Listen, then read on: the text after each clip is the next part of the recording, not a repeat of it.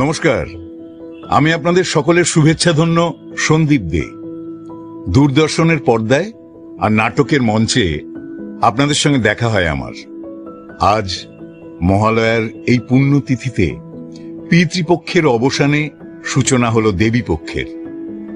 হিমালয় রাজের কন্যা পার্বতীর দেবী আদিশক্তি হয়ে ওঠার কাহিনী আর তার 10টি রূপের অজানা গল্প নিয়ে মৌলিক মিডিয়ার এক বিশেষ নিবেদন ডক্টর মালা মুখার্জি রচিত নবরূপে দশভুজা। সামগ্রিক পরিকল্পনা দীপম ঘোষ, সম্পাদনায় কৌস্তব মুখার্জি ও নয়নিকা নিয়োগী।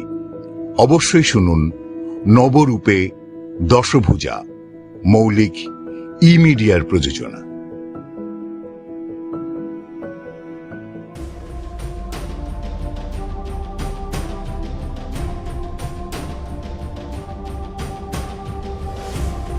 দুষ্টের দমন ও শিষ্টের পালনের জন্য দেবী আদিশক্তি বারবার নানান অবতার ধারণ করেছেন।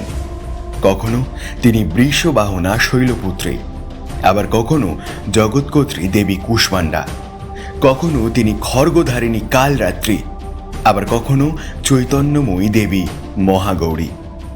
দেবীর এরকম 10টি রূপের কাহিনী নিয়েই মৌলিক মিডিয়ার এই বিশেষ নিবেদন ডক্টর মালা মুখার্জির লেখা নবরূপে দশভুজা। আমাদের আজকের নিবেদনে আমরা পাশে পেয়েছি এমন একজন মানুষকে যার কণ্ঠ ছাড়া আপামর বাঙালির রবিবার দুপুরটা ঠিক যেন হজম হয় না। অজিত ওয়াটসন ও শঙ্কুর চরিত্রে যিনি আপামর বাঙালির মন জয় করে আসছেন দীর্ঘ 12 বছর ধরে। মৌলিক মিডিয়ার তরফ থেকে আন্তরিক ভালোবাসা ও ধন্যবাদ জানাই শ্রী দীপাঞ্জন ঘোষ তথা আমাদের সকলের প্রিয় দীপদাকে আমাদের এই উদ্যোগে আমাদের পাশে থাকার জন্য। আজকের গল্পের সমগ্র ভাবনা ও পরিচালনায় আমি দীপম ও সম্পাদনায় কৌস্তব মুখার্জি এবং নয়নিকা নিয়োগী। সবাইকে শুভ মহালয়ার প্রীতি শুভেচ্ছা ও আন্তরিক অভিনন্দন জানিয়ে শুরু করছি আমাদের আজকের এই বিশেষ নিবেদন নবরূপে দশভুজা।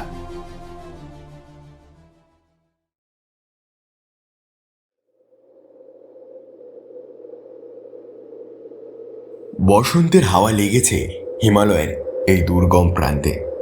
এই পার্বত্য অঞ্চলে সারা বছর কঠিন শীত, তবু আজ যেন কোনো মায়ায় এখানে বসন্ত এসেছে। রাতারাতি জন্মেছে বৃক্ষরাজি, তাতে ধরেছে রং বেরঙের ফুল, যেন কোনো ডাক মন্তরে উড়ে এসেছে বিভিন্ন প্রজাতির পাখি, প্রজাপতি আরও কত কি। মানস সরোবরের বরফ আজ আবার গলে জল হয়েছে, তাতে খেলছে মরালি। তবে এসব হয়েছে কামদেব মদনের মায়ায়। ইন্দ্রদেব বড় অধীর হয়ে জিজ্ঞেস করলেন, আচ্ছা, আপনি নিশ্চিত তো কামদেব এই মায়া বসন্তে ধ্যানভঙ্গ হবে দেবাদিদেবের? কামদেব হাসেন,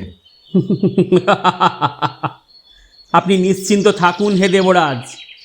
জগৎপিতা ব্রহ্মাও আমার মায়া অগ্রাহ্য করতে পারেননি, শিবও পারবেন না। ইন্দ্রদেব দীর্ঘশ্বাস ফেলে বললেন, বহু বছর আমরা স্বর্গ ছাড়া, মর্তে যাগযজ্ঞ বন্ধ, হবিও মিলছে না।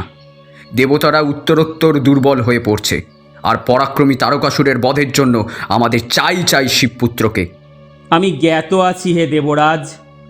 দক্ষকন্যা সতীর দেহত্যাগের পর মহাদেব নিয়েছেন অনন্ত সমাধি। তিনি পণ করেছেন যে কন্যা তার ধ্যান ভঙ্গ করতে পারবেন তিনি হবেন শিবপত্নী। মহেশ্বর একমাত্র দেবী আদিশক্তি ছাড়া আর কোনো নারীকেই গ্রহণ করবেন না।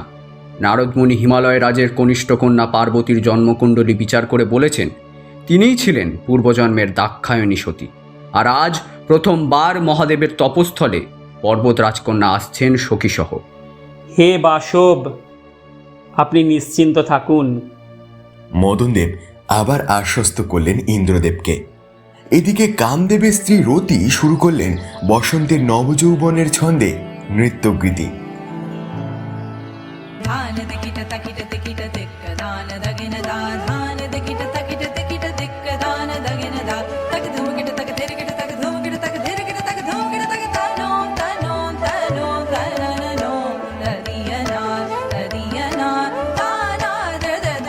মদন সেনার দল মহাযোগী মহেশ্বরকে ঘিরে নাচতে লাগলো।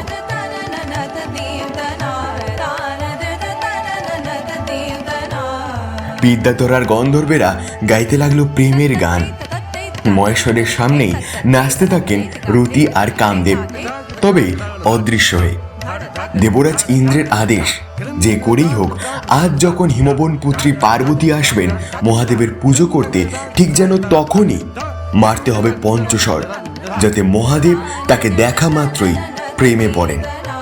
রতি আর কামদেবের নৃত্যগীতি যখন তুঙ্গে, তখন সেই বরফ গুহায় প্রবেশ করলেন শুভ্র বসনা, অগ্নিকান্তি, অপূর্ব সুন্দরী এক রাজকন্যা, যার নাম পার্বতী। সঙ্গে দুই সখী জয়া ও বিজয়া। পার্বতী যোগী মহেশ্বরের সামনে হাঁটু গেড়ে বসে ওম নমঃ শিবায় মন্ত্রে বিল্লপত্র অর্পণ করে শিব বন্দনা শুরু করলেন। বন্দে সুরেশ মহেশ মহাপাপ বিনাশনম শিতিকণ্ঠায় রুদ্রায় ভবভয়হরণম। এমন সময় কামদেব মদন আর কাল বিলম্ব না করে পঞ্চস্বর ছুড়লেন, যা সরাসরি আঘাত করল শিবের কপালে। মহেশ্বরের তৃতীয় নয়ন খুলে গেল। সেখান থেকে ছুটে এলো এক লেলিহান বহ্নিশিখা। এক লহমায় ভস্ম হলেন কামদেব। মুহূর্তের মধ্যে বিলুপ্ত হলো মদনদেবের সেই সাজানো তপবন। হাহাকার করে উঠলেন রতি। হে নাথ, আমি একা অভাগা নারী, কোথায় যাব? রতি কাতর সুরে প্রার্থনা করলেন, দয়া করে আমার স্বামীকে বাঁচান হে দেবগণ। জলতত্ত্বের দেবতা বরুণদেব নিজের সমস্ত শক্তি দিয়ে জল ঢাললেন। ইন্দ্র তৈরি করলেন মেঘ আর বৃষ্টি, কিন্তু তবুও নিভল না কামদেবের চিতা। কামদেব ভস্মীভূত হবার সাথে সাথে ইন্দ্রদেব আর দেবগণের শেষ আশাটুকুও বোধহয় বিলুপ্ত হলো। মহাদেব পুনরায় ধ্যানমগ্ন হলেন। এদিকে এই তাণ্ডবলীলা পার্বতীর সখী জয়া বিজয়ার মনে এক ত্রাসের সঞ্চার করল। রতির নজরে এলো ভীত সন্ত্রস্ত রাজকন্যা পার্বতী ও তার সখীগণ। রতি অভিশাপ দিলেন, যে নারীর জন্যে আজ আমি স্বামী ও সন্তান সুখ থেকে বঞ্চিত হয়েছি, সেই নারীও কোনো দিন গর্ভধারণ করতে পারবে না। রতির অভিশাপে শঙ্কিত হলেন দেবগণ। তাহলে কি তাদের রক্ষাকর্তা শিবপুত্র আর কখনোই আসবেন না পৃথিবীতে? আতঙ্কিত দেবগণ শ্রীহরির শরণ নিলেন।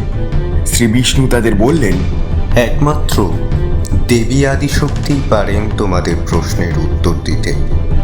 জগতের কোনো মায়াই মহামায়ার অজ্ঞাত নয়।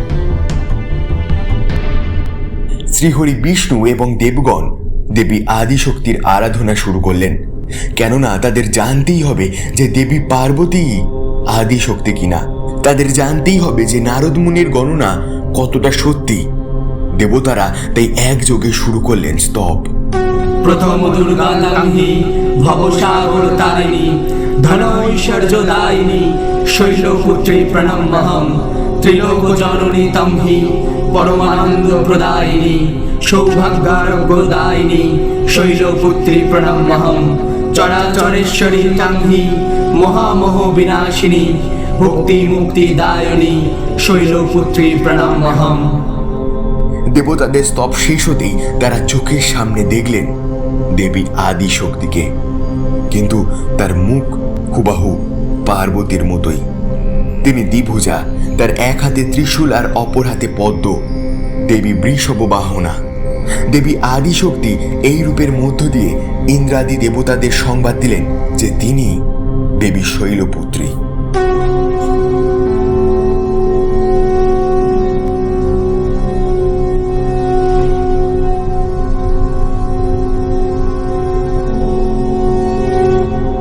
হিমালয়রাজ ও মেনকারানী বহু বছর আমার আরাধনা করেছেন কন্যা রূপে।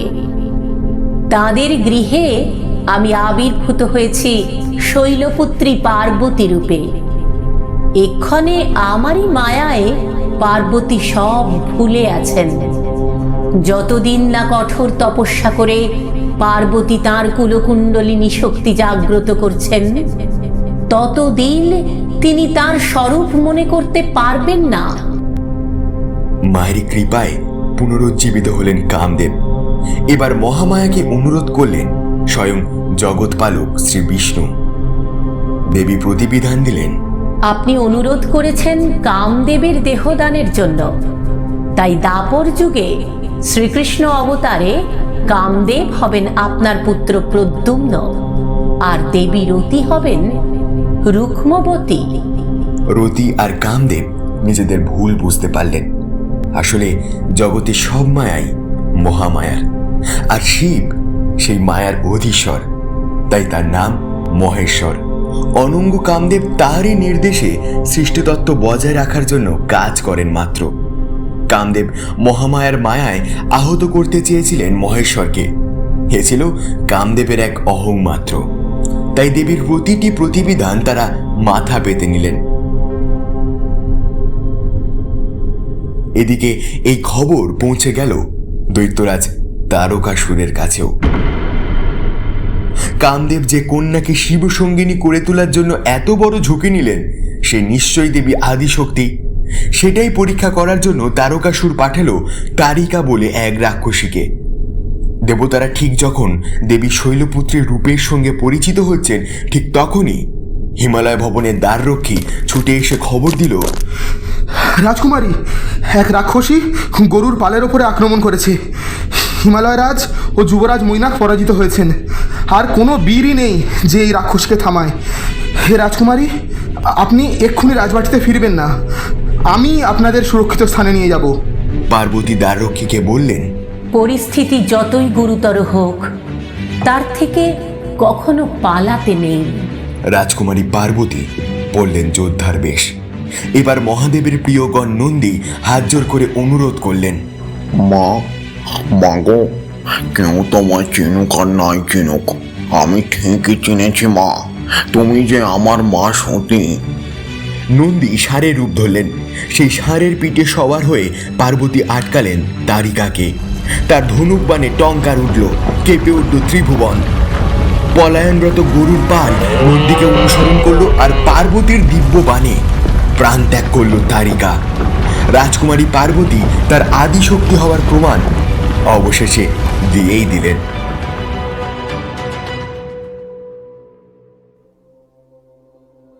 কন্যার সাহসিকতায় প্রসন্ন হিমালয় রাজ তার মাথায় সোনার মুকুট পরিয়ে তাকে দেবী শৈলপুত্রী উপাধি দিলেন।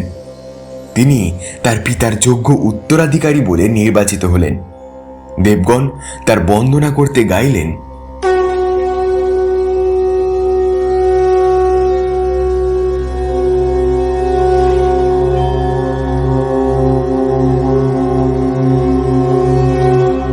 वन्दे वञ्चितलाभाय चन्द्रार्धकृतशेखरं वृषारूढं शूलधारं शैलपुत्रीं यशिनीं पूर्णेन्दुनिभां गौरीं मूलाधारस्थितं प्रथमदुर्गां त्रिनेत्रं पटाम्बरपरिधानं रत्नकिरीटं नानालङ्कारभूषितं प्रफुल्लवदनं पल्लवधारं कान्तकपोलं तुङ्गकुचं कामोन्यं लावण्यस्नेहमुखीं ক্ষীণমধ্যাং নিদাম্বরীম।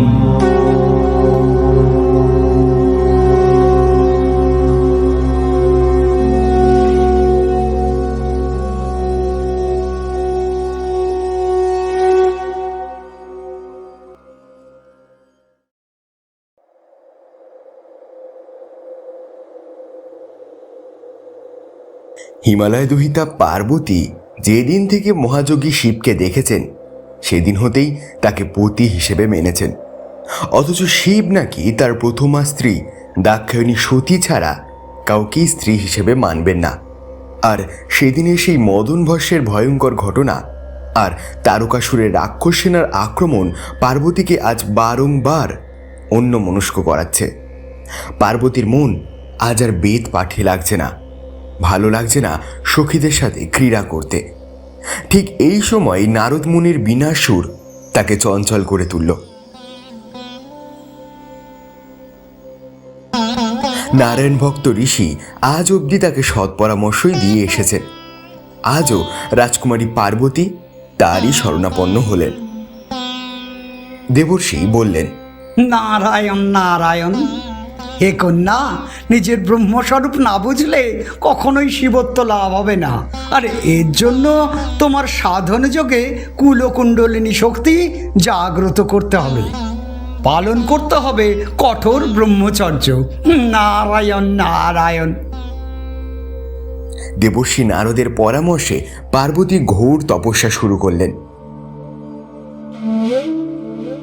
তপস্যার প্রথম বর্ষে শুধু নাগকেশরের ফুল খেয়ে, দ্বিতীয় বর্ষে একটি বেলপাতা খেয়ে, আর তৃতীয় বর্ষে একদম অনাহারে থেকে দেবী পার্বতী ঘোর তপ করলেন। তার নাম তাই ক্রমে এক পাটলা, এক পর্ণা ও অপর্ণা হল। দেবী পার্বতী এমন উগ্র তপ করতে শুরু করলেন যে তার শরীর থেকে অগ্নি নির্গত হতে লাগলো। মা মেনকা তাকে অনেক বারণ করলেন। উমা, আর নয়, অনেক হয়েছে। কিন্তু এদিকে দেবী পার্বতীর এই ভয়ানক উগ্র তেজ স্বর্গ মর্তে ছড়িয়ে পড়ল। তারকাসুর আর স্বর্গে থাকতে পারল না। দেবরাজ ইন্দ্র তো মহা খুশি। স্বর্গলাভ করে উনি অহংকারী হয়ে উঠলেন। তপস্যারতা পার্বতীকে দেখে ইন্দ্রদেব ভাবলেন, কি ইনি কি আমার চেয়েও শক্তিশালী? ইন্দ্রাসন চান। ইন্দ্রদেব পাঠালেন অগ্নিদেবকে। অগ্নিদেব, তোমার আগুনে পুড়িয়ে দাও একে। অগ্নিদেব এলেন, দেখলেন এক উগ্র তেজা তাপসী নারীকে। বিস্মিত অগ্নিদেব বললেন, কে তুমি? নারী কণ্ঠে প্রশ্ন এলো, কে তুমি? আমি অগ্নি, বন্ধ করো তপ, নইলে পুড়িয়ে দেব তোমায়। অগ্নির কথার উত্তরে তাপসী বললেন, এক গাছি তৃণও তুমি পোড়াতে পারবে না। অগ্নিদেব তার সমস্ত শক্তি দিলেন, কিন্তু তাপসী তো দূর, তার চারপাশের তৃণগাছিও তিনি পোড়াতে পারলেন না। ব্যর্থ হলেন অগ্নিদেব। তবে ইন্দ্র হাল ছাড়লেন না। এবার পাঠালেন পবনদেবকে। কিন্তু মহাশক্তিশালী পবনদেবও সেই তাপসীর আশেপাশের তৃণগাছিকে প্রবল ঝড়েও হেলাতে পারলেন না। এরপর এলেন বরুণদেব। তিনি জলের তরে তাপসীর নিকটস্থ তৃণগাছি ভাসাতেই পারলেন না। আর অবশেষে ইন্দ্রদেব বজ্র তুললেন, কিন্তু সেই বজ্র ব্যর্থ হল। এবার দেবরাজ ইন্দ্র সভয়ে প্রার্থনা করলেন, হে তাপসী, আপন পরিচয় দাও। দেবগণ প্রত্যক্ষ করলেন এক অপূর্ব সুন্দরী দেবীকে। শুভ্র বসনা, হাতে জপমালা আর কমণ্ডলু। দেবতাদের ব্রহ্মলাভ জ্ঞান হলো।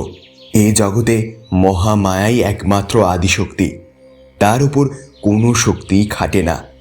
দেবীর এই রূপ ব্রহ্মচারিণী নামে খ্যাত হলো।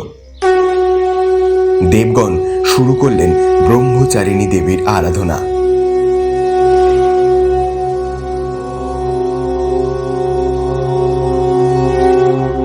তপশ্চারিণী তঙ্গি তাপত্রাণি নিবারি ব্রহ্মরূপধারং ব্রহ্মচারিণী প্রণম্যহম নভ চক্রভেদিনী তঙ্গি নভ ঐশ্বর্য প্রদায়িনী ধনদাং সুখদাং ব্রহ্মচারিণী প্রণম্যহম শঙ্কর প্রিয়া তঙ্গি ভুক্তি মুক্তিদায়িনী শান্তিদাং মানদাং ব্রহ্মচারিণী প্রণম্যহম।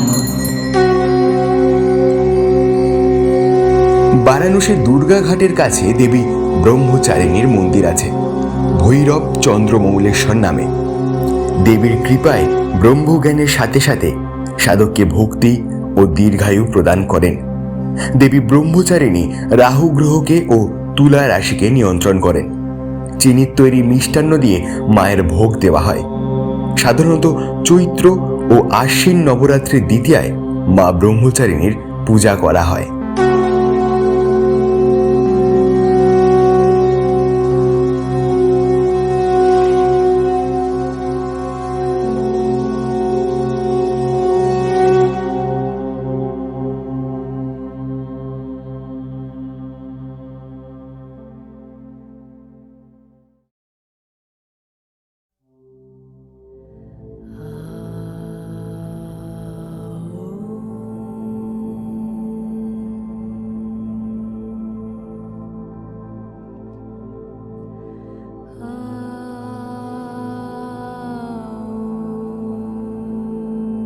হিমালয় পুত্রী পার্বতীর ঘোর তপে ভঙ্গ হল মহাদেবের মহাসমাধি।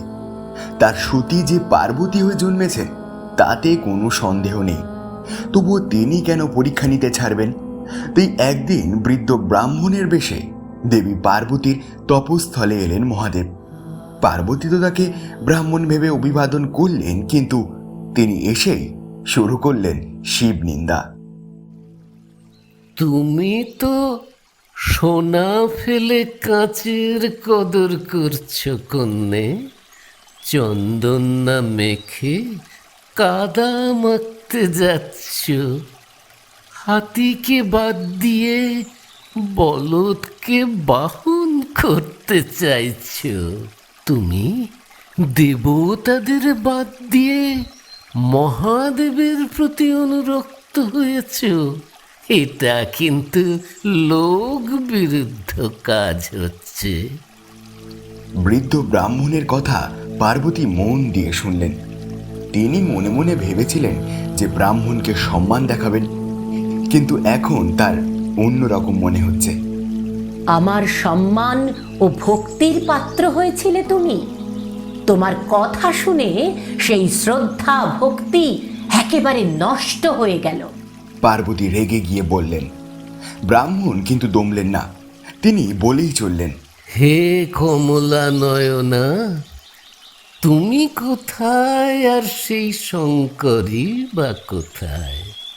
তোমার মুখ পূর্ণিমার চাঁদের মতো অতীব সুন্দর, আর শিব 5 মুখ। তোমার মাথার কোপার সৌন্দর্য অপরূপ, আর সেখানে শিবের মাথায় জটা, তোমার সারা গায়ে চন্দনের লেপন, কিন্তু শিবের সারা গায়ে ভস্য। তোমার গায়ে সোনার অলংকার, আর শিবের গলায় সাপ। এ দুয়ের কোনো তুলনা হয়? তোমার সব আত্মীয়রা রাজকুলোদ্ভব, আর অন্যদিকে মহাদেবের পরিজন হলো ভূত পিশাচের দল। তাই বলছি, তোমার সঙ্গে শিবের কোনো তুলনাই হয় না, এবং মহাদেবের কোনো সম্পত্তি নেই। তিনি তো শ্মশানে ঘুরে বেড়ান, আর তুমি হলে গিরিরাজের কন্যা। সুন্দরী কন্যার পাত্র হবার কোনো যোগ্যতাই শিবের নেই। তার কণ্ঠ বিষে পূর্ণ, তাকে সকলেই অনাদর করে। তাই তো তিনি বনে বনে ঘুরে বেড়ান, তার কোনো জাতেরও ঠিক নেই। তোমার মতো সুন্দরী কমলাঙ্গী চন্দ্রমুখী রাজকন্যার উচিত কোনো রাজকুমারকে বিবাহ করা। শিবকে বিয়ে করলে তুমি প্রাসাদেও থাকতে পারবে না রাজকন্যে, তার উপর কৈলাসের কঠিন আবহাওয়া। পার্বতী রেগে উঠলেন। ব্রাহ্মণ, আপনি শিবের বিষয়ে কিছুই জানেন না। আমার মনে হচ্ছে আপনি কোনো ছদ্মবেশী। যাই হোক, শিবের প্রকৃত গুণ আমার কাছ থেকে শুনে নিন। শিব পরম মঙ্গলময়, নির্গুণ, কখনো কখনো কারণবশে সগুণ হন। তিনি তো সদাশিব, তাই সকল বিদ্যাই তাতে অধিষ্ঠান করে। তিনি পরম আত্মা, এবং এই জন্য তার কোনো বিদ্যার প্রয়োজন হয় না। যে নিত্য শিবের আরাধনা করে তার শক্তি ও জ্ঞানের বিকাশ হয়। তার সেবা করে মানুষ নিশ্চিত মৃত্যুকে জয় করে, তাই তিনি মৃত্যুঞ্জয়। যারা পাপী ও মূর্খ হয় তারা শিবের আসল তত্ত্ব জানতে পারে না। যারা শিবের প্রকৃত তত্ত্ব না জেনে তার নিন্দা করে তাদের সকল পুণ্য নষ্ট হয়ে যায়। তাতেও ব্রাহ্মণ বিন্দু মাত্র অনুতপ্ত বা লজ্জিত হলেন না দেখে পার্বতী বললেন, এখনই আমার সামনে থেকে না গেলে আমিও সতীর মতো আত্মাহুতি দেব। শিব নিন্দা অসহনীয়, আর আপনি হরিভক্ত ব্রাহ্মণ, বয়সে বড়, তাই আপনাকে অসম্মান করতেও পারবো না। পার্বতী সেই স্থান ত্যাগ করতে চাইলে ব্রাহ্মণ বেশে শিব নিজ রূপ ধারণ করলেন। পার্বতীর সামনে দাঁড়িয়ে তারই আরাধ্য শিব মহাদেব বর দিলেন, পার্বতী, তুমি হবে আমার অর্ধাঙ্গিনী। তবে তোমার পিতার অনুমতি নিয়েই আমি এই বিবাহ করব। পার্বতী খুশি হলেন, প্রাসাদে ফিরলেন, ব্রহ্মচারিণী রূপ ত্যাগ করে রাজবেশ পরলেন। সখী জয়া বিজয়া কাঁচা হলুদ বাটার রূপ টান লাগিয়ে দিলেন তার গায়ে।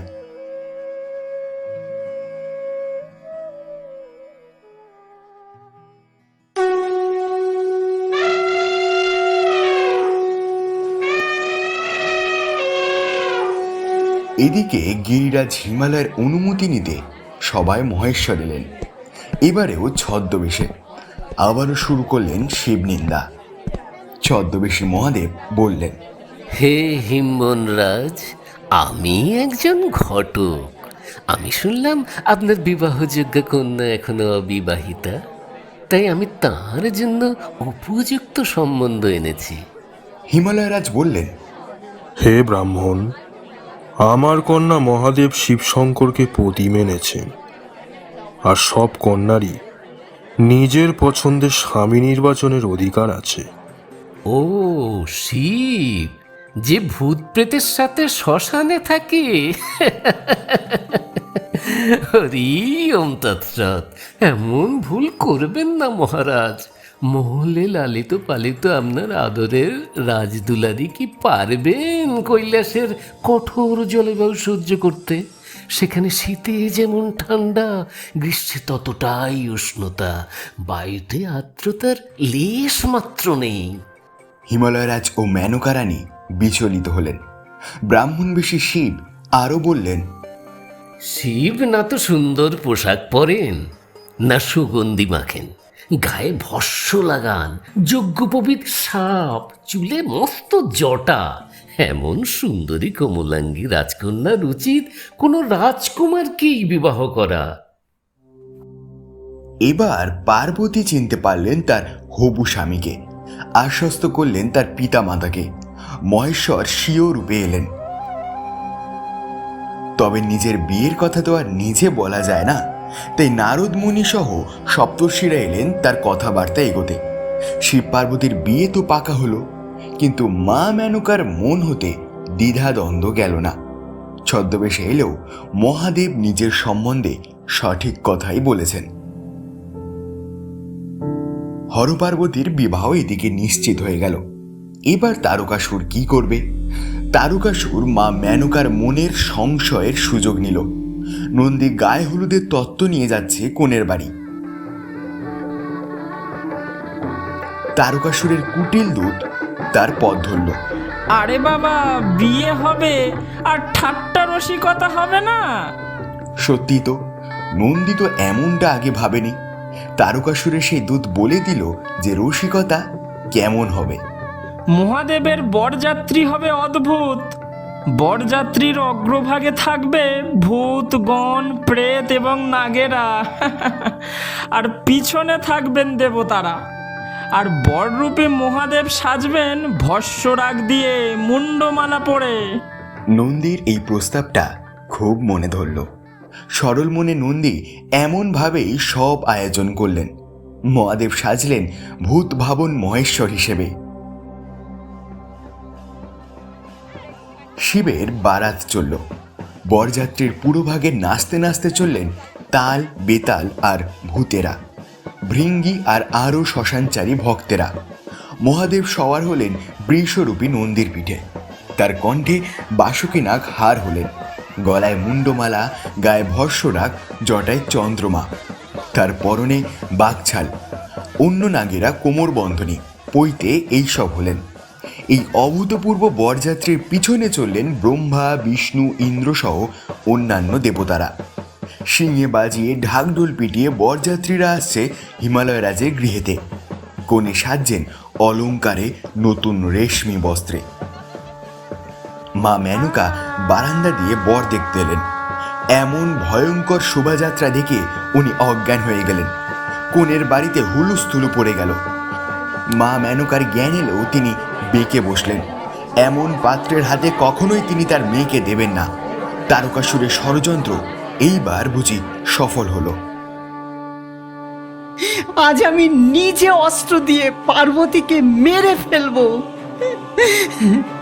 কিন্তু কিন্তু ওই শিবের সঙ্গে পার্বতীর বিয়ে দেব না।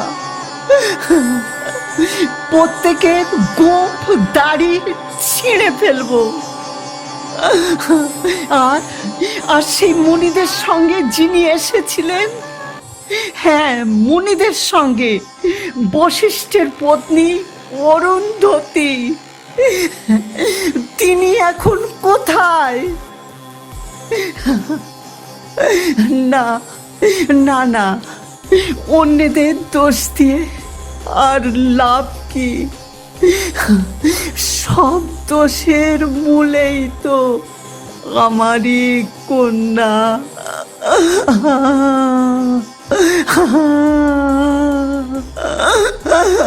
এমন সময় জগৎপিতা ব্রহ্মা সেখানে এলেন। তিনি তার কমণ্ডলুর জল ছিটিয়ে মেনকার জ্ঞান ফেরালেন। তারপর মেনকাকে অনেক বোঝালেন যে শিবই জগতের পালক এবং ধারক। ছুটে এলেন দেবী অরুন্ধতীও। আমি সম্বন্ধ পাকা করতে এসেছিলাম। আমরা কখনোই বিরুদ্ধ কাজ করি না। শঙ্করের দর্শন লাভে আমাদের পরম সৌভাগ্য। স্বয়ং শিব বরবেশে তোমার গৃহে উপস্থিত হয়েছেন। এর থেকে মঙ্গলের কি আর কিছু হয় মেনকা রানী? মেনকা তবুও নিজেকে স্থির রাখতে পারলেন না। হিমালয় ভবনে ভীষণ গোল বেঁধে গেল। দেবী পার্বতী দেখলেন মহা বিপদ। এবার দেবীও এক অদ্ভুত রূপ ধারণ করলেন। তিনিও শিবের মতোই জটায় চন্দ্রকে বাঁধলেন, চললেন সিংহের পিঠে।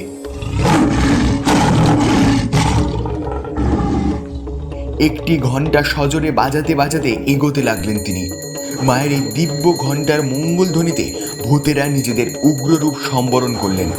এদিকে তারকাসুরের যে সেনারা বরযাত্রীর ওপর আক্রমণ করবে ভেবেছিল, তারা ওই ঘণ্টাধ্বনি শুনে পালিয়ে গেল।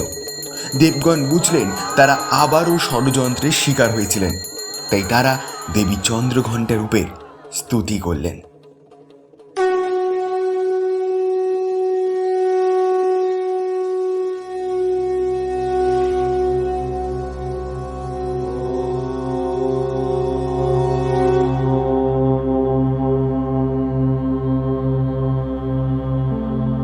আপদধারিণী তঙ্গি আদ্যাশক্তি শুভা পরা অনিমানি সিদ্ধিদাত্রী চন্দ্রঘণ্টে প্রণামহম চন্দ্রমুখী ইষ্টদাত্রী ইষ্টমন্ত্র স্বরূপিণী ধনরাত্রানন্দদাত্রী চন্দ্রঘণ্টে প্রণামহম নানারূপধারিণী ইচ্ছাময়ী ঐশ্বর্যদায়িনী সৌভাগ্যদায়িনী চন্দ্রঘণ্টে প্রণামহম। মায়ের এই রূপটি চন্দ্রঘণ্টা। নবরাত্রির তৃতীয় দিনে মায়ের এই রূপের পুজো হয়। মায়ের হাতের ঘণ্টায় ঐরাবতের শক্তি নিহিত আছে। ওই ঘণ্টাধ্বনি সব অমঙ্গলকে দূর করতে পারে। বোধহয় এই ধারণা থেকেই মঙ্গল কার্যে ঘণ্টা বাজানোর রেওয়াজ। দেবী চন্দ্রঘণ্টা দশভুজা, সিংহ বাহনা, কোথাও কোথাও আবার ব্যাঘ্র বাহনা। মহিষাসুরের সঙ্গে যুদ্ধের সময়ও দেবী আদিশক্তি পুনরায় এই রূপ ধরে। এই ঘণ্টা ইন্দ্রদেব প্রদত্ত। ঘণ্টাটি ঐরাবতের গলায় ছিল। এই যুদ্ধের আগে দেবতারা মা আদিশক্তিকে তাদের নিজ নিজ দিব্যাস্ত্র প্রদান করেন, এমনটাই বলা হয়। কিন্তু একটু ভাবলেই বোঝা যায় যে দেবতাদের দিব্যাস্ত্রের শক্তিও দেবী আদিশক্তিরই শক্তি। মায়ের ব্রহ্মচারিণী রূপেই দেবতারা প্রমাণ পেয়েছিলেন যে তিনি না চাইলে একটি পাতাও হেলবে না। তাই তাকে অস্ত্র দেওয়া বিষয়টি অনেকটা গঙ্গা জলে গঙ্গা পুজোর মতোই। বারাণসীতে লক্ষ্মী চৌতারার চন্দুনাওয়ের গলিতে মা দেবী চন্দ্রঘণ্টার মন্দির রয়েছে। মায়ের এই রূপের পুজো করলে সাধকের মহা পাপ বিনাশ হয়। তার ঘণ্টাধ্বনিতে সব বিপদ বা অশুভ শক্তি পলায়ন করে। মৃত্যুকালে যমরাজের বাহন মহিষের গলার ঘণ্টার ধ্বনিও ভক্তকে ভীত করতে পারে না। তাই সৌভাগ্য লাভের জন্য মায়ের এই রূপের পুজো করতে হয়। মায়ের ভোগ নিবেদন করতে হয় দুগ্ধজাত খাদ্যের মাধ্যমে, অর্থাৎ ক্ষীর, পায়েস, ছানা, মিষ্টি ইত্যাদি। ক্ষীর বা পায়েস মাকে অবশ্যই নিবেদন করতে হয়। এই রূপ চন্দ্রঘণ্টা বা চণ্ডিকা নামেও পরিচিত।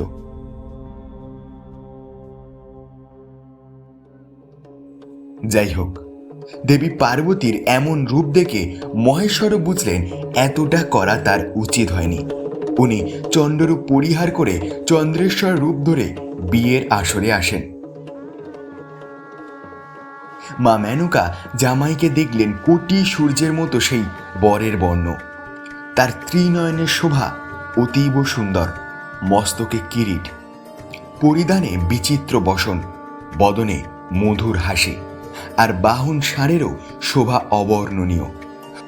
তার মাথায় ছাতা ধরেছেন স্বয়ং সূর্য, চন্দ্র চামর ব্যজন করেছেন, নাচছে অষ্টসিদ্ধি, গঙ্গা, যমুনা ইত্যাদি।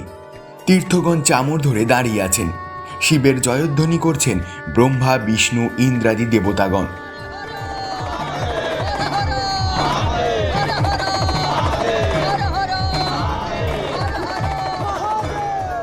গন্ধর্বাদিগণ গান গাইছেন, আর সকল অপ্সরাগণ নাচছেন। মহেশ্বরের সুপুরুষ এই রূপ দেখে মা মেনকা আশ্বস্ত হন। তাহলে আগের ব্যাপারটা বোধহয় তারকাসুরের ষড়যন্ত্র ছিল। তার মন থেকে সব সংশয় দূর হয়। মা মেনকা খুশি মনে বরণ করে নিলেন তার জামাইকে।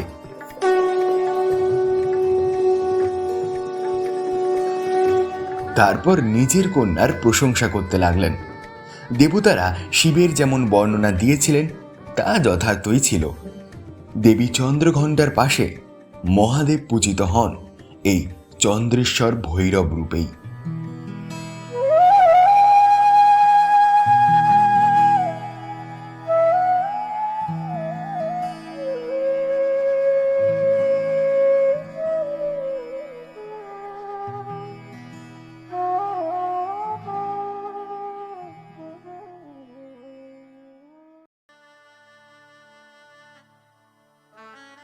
ভালোই ভালোই শিব পার্বতীর বিয়ে তো মিটল। 4 দিন 4 রাত হিমালয় ভবনে কাটানোর পর মহাদেব আর পার্বতী কৈলাসে এলেন। দাক্ষায়ণী সতীর দেহত্যাগের পর কৈলাস একেবারে শ্রীহীন হয়ে পড়েছিল। আবার বহু যুগ বাদে কৈলাসেশ্বরীর পা পড়তেই কৈলাস পুনরায় সুসজ্জিত হলো। কিন্তু ইন্দ্রদেব তো ধৈর্য রাখতেই জানেন না, তাই আবার অগ্নিদেবকে পাঠালেন হরগৌরীর সন্তানের খবর আনতে। অগ্নিদেব কপোত বা পায়রার রূপ ধরে সেই নিভৃত স্থানে এলেন, যেখানে হরগৌরী একান্ত নিভৃতে আলাপ করছিলেন। এরই মধ্যে হঠাৎ একটা পায়রা এসে বসতেই মহাদেবের একাগ্রতা নষ্ট হলো। এবার তার তেজের শিকার হলেন অগ্নিদেব। মদনদেব যেমন ভস্ম হয়েছিলেন, অগ্নিদেব তেমন হলেন না। তিনি নিজেই অগ্নি, হয়তো সেই জন্য। কিন্তু অগ্নিদেবের সারা শরীর জ্বলতে লাগলো। কপোদ্রূপী অগ্নি চিৎকার করতে করতে দেব সবাই এলেন। ইন্দ্রদেব বললেন, হ্যাঁ, আপনি এক্ষুনি আকাশ গঙ্গায় ডুব দিন। গঙ্গা মাতাই পারেন একমাত্র আপনাকে বাঁচাতে। অগ্নিদেব গঙ্গায় ডুব দিলেন। তার জ্বালা তো কমলই না, উপরন্তু দেবী গঙ্গার জল উত্তপ্ত হয়ে উঠল। জলচর প্রাণীগুলিও মরতে লাগলো। এরপর অগ্নিদেব, গঙ্গাদেবী ও অন্যান্য দেবগণরা জগৎপিতা ব্রহ্মার শরণে এলেন। ব্রহ্মদেব পরামর্শ দিলেন মা আদি শক্তির কুষ্মাণ্ডা রূপের বন্দনা করতে। হে জগৎপিতা, অগ্নিদেব বললেন, দেবীর এই কুষ্মাণ্ডা রূপের স্বরূপ কি? কিভাবেই বা এর পুজো করব আমরা? ব্রহ্মদেব বললেন, হে অগ্নিদেব, এই বিশ্বজগৎ সৃষ্টি হয়েছে শিব শক্তির মিলিত প্রচেষ্টায়। মহাদেবের তাণ্ডব যেমন প্রলয়কারী, তেমনি দেবীর লাস্যতার উগ্রতা পরিমার্জন করে নতুন সৃষ্টির দিশা দেন। একবার মহাপ্রলয়ের পর আমি নতুন সৃষ্টির ইচ্ছা নিয়ে বসেছিলাম, কিন্তু সৃষ্টির 4র্থ দিন মহাজাগতিক শক্তির বিকিরণে উদ্ভূত অসহ্য কুৎসিত তাপ ও প্রবাহে ভীষণ কষ্ট হতে লাগলো। তখন আমি সৃষ্টির আদি মাতাকে স্মরণ করলাম, ধ্যান করলাম দেবী সিংহবাহিনী। তারপর ব্রহ্মদেব তার দিব্য অভিজ্ঞতার কথা জানালেন। মা আদিশক্তি অষ্টভুজা সিংহবাহনা রূপে দর্শন দিলেন। ব্রহ্মাণ্ড প্রসবিনী মা আদিশক্তি হলেন দেবী কুষ্মাণ্ডা। মায়ের এই রূপ অষ্টভুজা সিংহ বা ব্যাঘ্রবাহনা। মায়ের হাতে রক্তপদ্ম, ধনুকবাণ, গদা, সুদর্শন চক্র ছাড়াও আছে অমৃত কলস্য জপমালা। মা তার ঊর্জা দিয়ে সৃষ্টি করেন সৌরমণ্ডল, আর সূর্যগ্রহের নিয়ন্ত্রণকারী দেবী হলেন মা কুষ্মাণ্ডা। মা তার ঊর্জা দিয়ে কুতাপ অর্থাৎ কুৎসিত উষ্মা হরণ করলেন। আমার ওপর অমৃত বাড়ি ছিটিয়ে আমাকে সুস্থ করলেন। এরপর মা স্মিত হেসে আমায় ব্রহ্মাণ্ড সৃষ্টি করার অনুমতি দিলেন। হে জগৎ পিতা, দেবীর এই রূপকে কিভাবে পুজো করা হয়? অগ্নিদেব পুনরায় জিজ্ঞেস করলেন।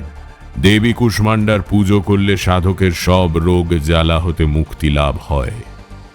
তবে মায়ের এই রূপ পুজো অত্যন্ত শুদ্ধাচারে ও সাত্ত্বিক নিরামিষ ভোজন খেয়ে করতে হয়। শুদ্ধাচারে না থাকলে মায়ের এই মন্ত্র জপ করলে রোগ তাপ দ্বিগুণ হয়ে যায়, তাই এই রূপ পুজো বড়ই কঠিন। ব্রহ্মদেব দেবীর পুজোর বিধিবিধান বললেন। হে অগ্নিদেব, তুমি শিবনগরী কাশীতে যাও। কাশীর দক্ষিণ অংশের রক্ষয়িত্রী দেবী কুষ্মাণ্ডা। এই অঞ্চলে মায়ের মন্দির আছে, যার কাছেই দুর্গাকুণ্ড। মায়ের পবিত্র শিলাপিণ্ড হতে অনর্গল জল নির্গত হচ্ছে, আর এই দুর্গাকুণ্ডের জলে স্নান করে তোমার কষ্ট নিবারণ করো।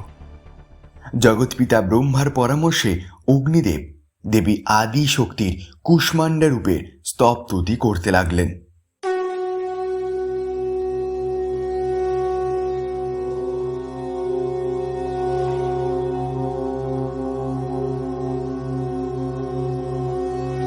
दुर्गतिनाशिनी तंहि दारिद्र्यदि विनाशिनी जयदा धनदा कुष्माण्डे प्रणम्यहम्। जगन्माता जगत्कर्त्री जगद्धाररूपिणी चराचरीश्वरी कुष्माण्डे प्रणम्यहम्। त्रैलोक्यसुन्दरी तंहि दुःखशोकनिवारिणी परमानन्दमयी कुष्माण्डे प्रणम्यहम्। ত্রিতাভারিণী মা আদি শক্তি ভক্তের প্রার্থনা এড়াবেন কি করে? যদিও অগ্নিদেবের কার্যে মা আদি শক্তি খুশি হননি, তবুও অষ্টভুজা দেবী কুষ্মাণ্ডা অগ্নিদেব ও দেবী গঙ্গার তাপ ও জ্বালা হরণ করলেন। দেবী গঙ্গাকে আদেশ দিলেন শিব তেজ হতে উৎপন্ন পুত্রকে রক্ষা করার।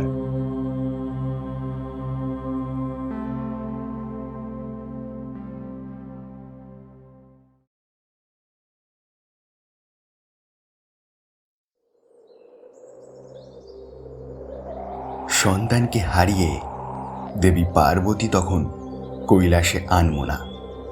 মহাদেব গভীর তপে নিমগ্ন, কারণ সংসারের কর্তা তো আর কাঁদতে পারেন না। তাই যদি তিনি হন দেবাদিদেব মহাদেব। যদিও সংসারের কোনো কিছুই তাঁদের অগোচর নয়, তবুও হয়তো লীলা করার জন্যই মানুষদের মতো তারা আচরণ করেন। এদিকে শিব তেজ গঙ্গা জলে বয়ে চলে। দেবী গঙ্গাও বেশিক্ষণ সেই তেজ ভাসিয়ে রাখতে পারলেন না। তিনি শিব তেজ নিক্ষেপ করলেন সরোবনে। সরোবনে পতিত হতেই শিব তেজ হতে জন্ম নিল এক অতীব সুন্দর বালক, আর খিদের চোটে কেঁদে উঠল সেই বালক। কাছেই 6 জন ঋষিপূর্বী স্নান করছিলেন। তারা শিশুর ক্রন্দন শুনে ছুটে এলেন। ঋষিপত্নী আভা শিশুটিকে কোলে নিয়ে বললেন, এইটুকুনি একটা বালককে এখানে কে ফেলে রেখে গেছে? প্রভা বললেন, সে যেই হোক, এর তো খিদে পেয়েছে। এই খাবে কি? আমরা তো আর এর জন্মদাত্রী মা নই যে বুকে দুধ দেব। হঠাৎ বাকি 4 জন স্নান সেরে ছুটে এলেন। দেখো দেখো কি কাণ্ড, আমাদের বুকে দুধ এসেছে। নিশ্চয়ই এই বালকের জন্য। আমি একে স্তনপান করাবো। না না না, আমি করাবো। আমি একে স্তনপান করাবো। না না, আমি করাবো। 6 জন মিলে যখন কাড়াকাড়ি করছেন ছেলেটিকে নিয়ে, তখনই শিশুটির 6টি মুখ নির্গত হলো। 6 ঋষিপত্নী তো ভীত হয়ে পড়লেন।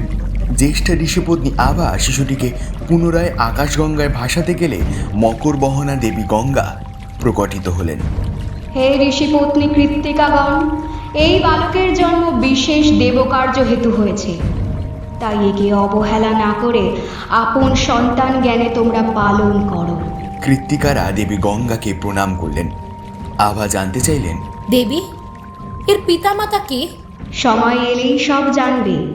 এখন এই কুমারকে আমার সন্তান গাঙ্গেয় রূপে স্বীকার করো।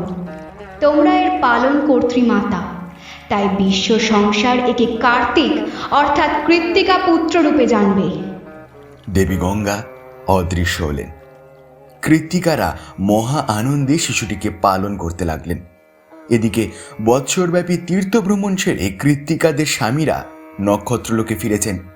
তারা এসে দেখলেন যে কৃত্তিকারা একটি শিশুকে পালন করছে। নিজ নিজ পত্নীদের তারা ভৎসনা করে অসতী আখ্যা দিয়ে পরিত্যাগ করলেন সেই স্থান।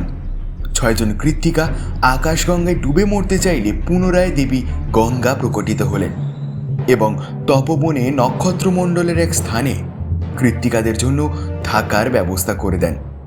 এরপর এই 6 কৃত্তিকা অর্থাৎ প্রভা, আভা, তেজা, ভব্য, শোভা ও সুকৃতি মতান্তরে প্রভা, আভা, গতি, ক্রিয়া, খ্যাতি ও শান্তি বালকটিকে লালন পালন করতে লাগলেন।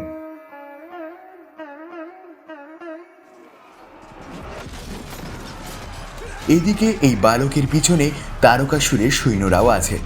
তারাও খুঁজছে সেই বালককে, কিন্তু গঙ্গা দেবীর তপবলে সৃষ্ট কৃত্তিকা লোকের সন্ধান তারা পেল না। একদিন হলো কি, কার্তিক যখন 6 বছরের বালক, তখন একদিন পৃথিবীতে উজ্জ্বল নীল রঙের এক পেখম মেলা ময়ূর দেখে প্রাণীটির সাথে খেলতে গেল কার্তিক। মায়েদের নিষেধ অমান্য করে কৃত্তিকালোক হতে বেরোলেন তিনি। কার্তিক যেই না ময়ূরটির কাছে গেছেন, এমন সময় ময়ূরটি তারকাসুরের সেনাপতি ময়ূরাক্ষ হয়ে গেল। এই রাক্ষস সেনাপতি ময়ূরের রূপ ধরতে পারত ইচ্ছে মতো। ময়ূরাক্ষ ও তার সেনারা বালক কার্তিককে ঘিরে ধরেছে দেখে কৃত্তিকারা বিলাপ করতে লাগলেন।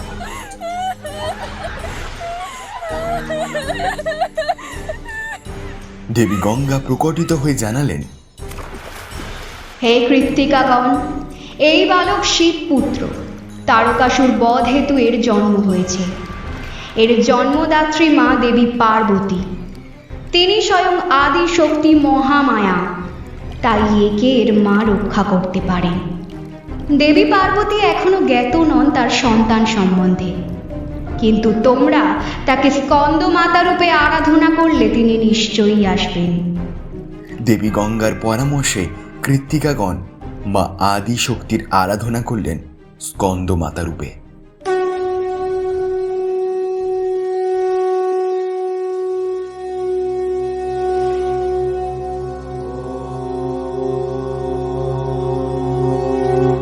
नमामि स्कन्दमातरं स्कन्दधारिणीं समग्रदत्तसागरं पारपारगहरं शशिप्रभं समुज्ज्वलं सुरजशङ्खशेखरं ललाटरत्नभास्करं जगत्प्रदीप्तभास्करं महेन्द्रकश्यपर्चितं शनत्कुमारसमस्तुतं सुरासुरेन्द्रवर्धितं यथार्थनिर्मूलाद्भुतम् अतर्करोचिरूविजं विकारदोषवर्जितं मुमुक्षुभिर्विचिन्तितं विशेषतत्त्वमूर्जितम् ननालङ्कारभूषितं मृगेन्द्रवाहनार्गतं सुशुद्धतत्त्वतोषणं त्रिवेदमारभाषणं सुधर्मिकोपकारिणीं सुरेन्द्रवैरिघातिनीं शुभं सुपुष्पमालिनीं सुवर्णकल्पशाखिनीं तमन्त्रकार्यामिनीं शिवशभावकामिनीं सहस्रशूर्यराजिकं धनञ्जयोग्रकारिकं सुशुद्धकालकन्दलं शुभेन्दुबिन्दुमञ्जुलं प्रदायिनीं प्रजापतिं नमामि मातरं शतीं शकर्मधारणे गतिं हरिं प्रयच्छ पार्वतीम् अनन्तशक्तिकान्तिकं यशोहद्मुक्तिमुक्तिदं पुनः पुनः जगद्दितं नमो महं शरञ्चितं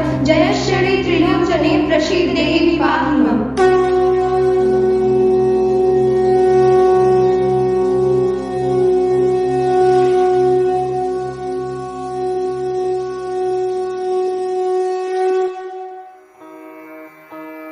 দেবী সিংহ বাহিনী চতুর্ভুজা রূপে প্রকটিত হলেন।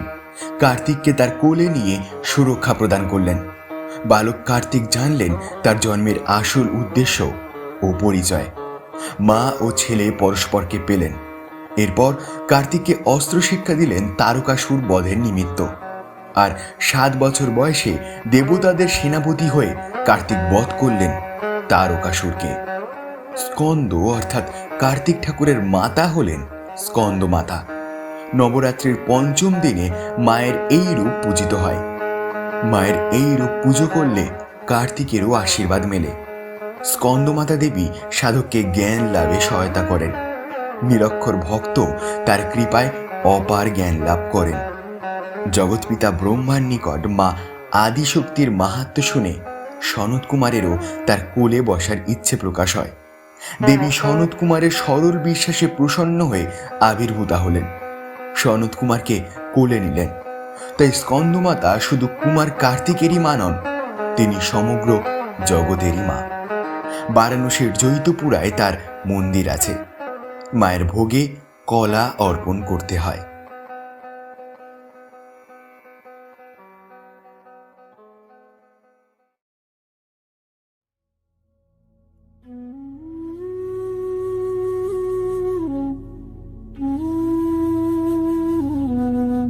তখন দ্রাপর যুগ। শ্রী বিষ্ণু স্বয়ং এসেছেন পৃথিবীতে নন্দকিশোর শ্রীকৃষ্ণ হয়ে। কিন্তু তার আসার পথ এত সুগম হতো না যদি না দেবী আদিশক্তি যোগমায়া যশোদা রানীর কন্যা হয়ে জন্মাতেন। আর বাসুদেব তার জায়গায় নিজের পুত্রকে রেখে আসতেন। কংসের কারাগার হতে পালানো তো সোজা নয়, কিন্তু মহামায়ার মায়া কি না করতে পারে। দেবী বৃন্দাবনকেই কেন এই মায়ার স্থল হিসেবে বেছে নিলেন? দেবী সেখানেই জন্ম নিতে পারতেন যেখানে তার শক্তিপীঠ আছে। আর বৃন্দাবন এমনই এক মহাশক্তিপীঠ। দাক্ষায়ণী সতীর কুঞ্চিত কেশদাম এই অঞ্চলে পড়েছিল। যাই হোক, নন্দকিশোর বড় হলেন। গোপবালাগণ তার প্রেমে পড়ল। শুধুমাত্র রাজা বৃষভানুর কন্যা রাধাই নন, তার সখীরাও পাগল। তাদের এই প্রেম কোনো সাধারণ প্রেম নয়, বরং ভগবত ভক্তির চরম পর্যায়। তাই অন্তর্যামী বৈকুণ্ঠধিপতি নারায়ণ দেবশ্রী নারদকে দায়িত্ব দিলেন গোপিনীদের মার্গ দর্শনের। দেবশ্রী অবাক হলেন। জগৎপালকের এই কি আদেশ? সাধারণ গোপিনীদের জন্য এত চিন্তা তার? শ্রী বিষ্ণু মুচকি হাসলেন। তার ভাগবত লীলা যোগমায়ার লীলার সঙ্গে অঙ্গাঙ্গিভাবে জড়িত। শ্রী বিষ্ণু বললেন, যখন মহামায়া দাক্ষায়ণী সতীরূপে জন্মগ্রহণ করেছিলেন, তখন দক্ষ ভবনে 3 দেবকন্যা শিশুটিকে দেখতে আসেন। তারা 3 জনই আদ্যাশক্তিকে আপন কন্যা রূপে কামনা করে। দেবী 3 জনেরই ইচ্ছা পূরণ করে। বড় বোন গিরিরাজ পত্নী মেনকা বা মৈনামতী দেবী আদিশক্তির সকার রূপ পার্বতীকে কন্যা রূপে পান। অপর 2 ভগিনীকে বহু যুগ অপেক্ষা করতে হয়। মেজ বোন ক্রেতা যুগে জনকপত্নী সুনয়না হন, যিনি দেবী সীতার মাতা। দাপরে বৃষভানু পত্নী কমলামতী কন্যারূপে পেয়েছেন শ্রী রাধিকাকে। এই রাধা হলেন আমার কুলকুণ্ডলিনী শক্তি। ইনি তন্ত্রমতে ত্রিপুর সুন্দরী দেবী বা ষোড়শী। তাই রাধা সহ গোপিনীদের দেবী আদিশক্তির মহিমা জানানো আপনার কাজ। দেবশ্রী সাধারণ পূজার বেশ ধরেই এলেন বৃন্দাবনে। রাধা ও তার অষ্টসখীগণ তখন ভাবছিলেন কি করে নন্দকিশোরের মন পাওয়া যায়। এমন সময় একজন পূজারীকে যমুনার তীরবর্তী জঙ্গল থেকে বেরোতে দেখে গোপিনীরা তাকে ধরলেন। কার ভাগ্যে আছে নন্দকিশোরের প্রেম, যদি তিনি ভাগ্য গণনা করে বলতে পারেন? দেবশ্রী বললেন, নারায়ণ নারায়ণ, জন্ম মৃত্যু বিয়ে 3 বিধাতা নিয়েই একমাত্র মা কাত্যায়নই পারেন তোমাদের মনোবাঞ্ছা পূরণ করতে। মা কাত্যায়নী? কোথায় তার মন্দির? রাধারানী ব্যাকুল হয়ে প্রশ্ন করলেন। দেবশ্রী তাদের দেবী মাহাত্ম্য শোনালেন। নারায়ণ নারায়ণ, এই যমুনার তীরে গভীর জঙ্গলে দেবীর মন্দির। তোমরা যাবে? দেবর্ষি গোপিনীদের নিয়ে গেলেন সেই মন্দিরে। প্রাচীন মন্দিরে দেবী সতীর কেশদাম তখনও রক্ষিত প্রস্তর খণ্ডরূপে।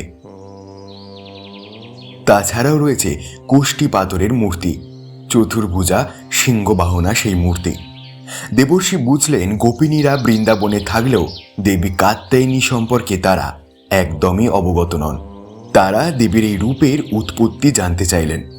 তখন দেবর্ষি বললেন, পুরাকালে রম্ভ আর করম্ভ বলে দুই অসুর ভাই অগ্নিদেব ও বরুণদেবের উপাসনা করে রক্ষা কবচ প্রার্থনা করেন। ইন্দ্রদেব বিচলিত হলেন, আকণ্ঠ জলমগ্ন করম্ভকে কুমিরের বেশ ধরে শেষ করে দেন। কিন্তু জলের দেবতা বরুণদেব নিষ্ক্রিয় থাকেন। এরপর রম্ভকে বজ্র দিয়ে হত্যা করতে চাইলে অগ্নিদেব দেবরাজের বিরুদ্ধে গিয়েই ভক্তকে রক্ষা করেন। ইন্দ্রদেব অগ্নিদেবকে বহিষ্কার করতে চাইলেন, কিন্তু ভক্তকে রক্ষা করা আরাধ্যের কর্তব্য, তাই অগ্নিদেব বহিষ্কৃত হলেন না। অগ্নিদেব রম্ভকে কবচ দিলেন, যা শুধু রম্ভের মনুষ্যরূপেই কাজ করল। এদিকে রম্ভাসুর দিগ্বিজয়ে বেরোলো। কোনো অচিন দেশের এক সুন্দরীর প্রেমে পড়ে তাকে বিবাহ করেন, কিন্তু রম্ভ জানতেন না যে তার স্ত্রী শাপগ্রস্ত। রাতের বেলায় সে মানবী, দিনের বেলায় স্ত্রী মহিষ হয়ে যান। রোজ সকালে মহিষী কোথায় যান জানতে গিয়ে রম্ভ তার আসল স্বরূপ জানেন। রম্ভ মহিষের রূপ ধরে স্ত্রীর সাথে বিহার করতে থাকেন। রম্ভের রূপ বদলের কারণে অগ্নিদেবের দেওয়া রক্ষা কবচ দুর্বল হয়ে যায়।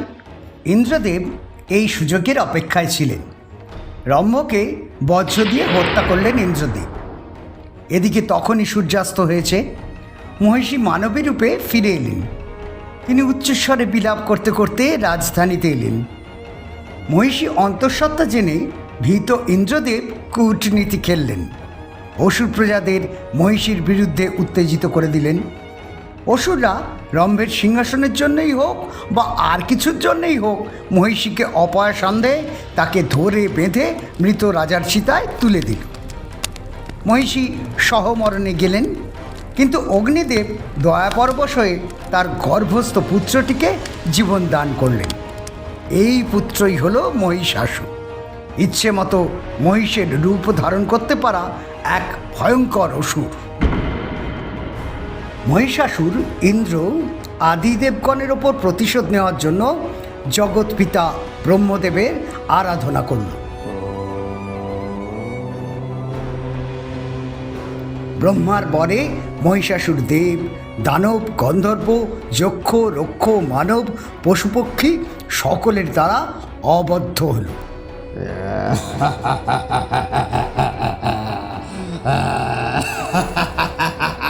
এমনকি জন্ম নিয়েছেন এমন কেউও মহিষাসুরকে বধ করতে পারবেন না।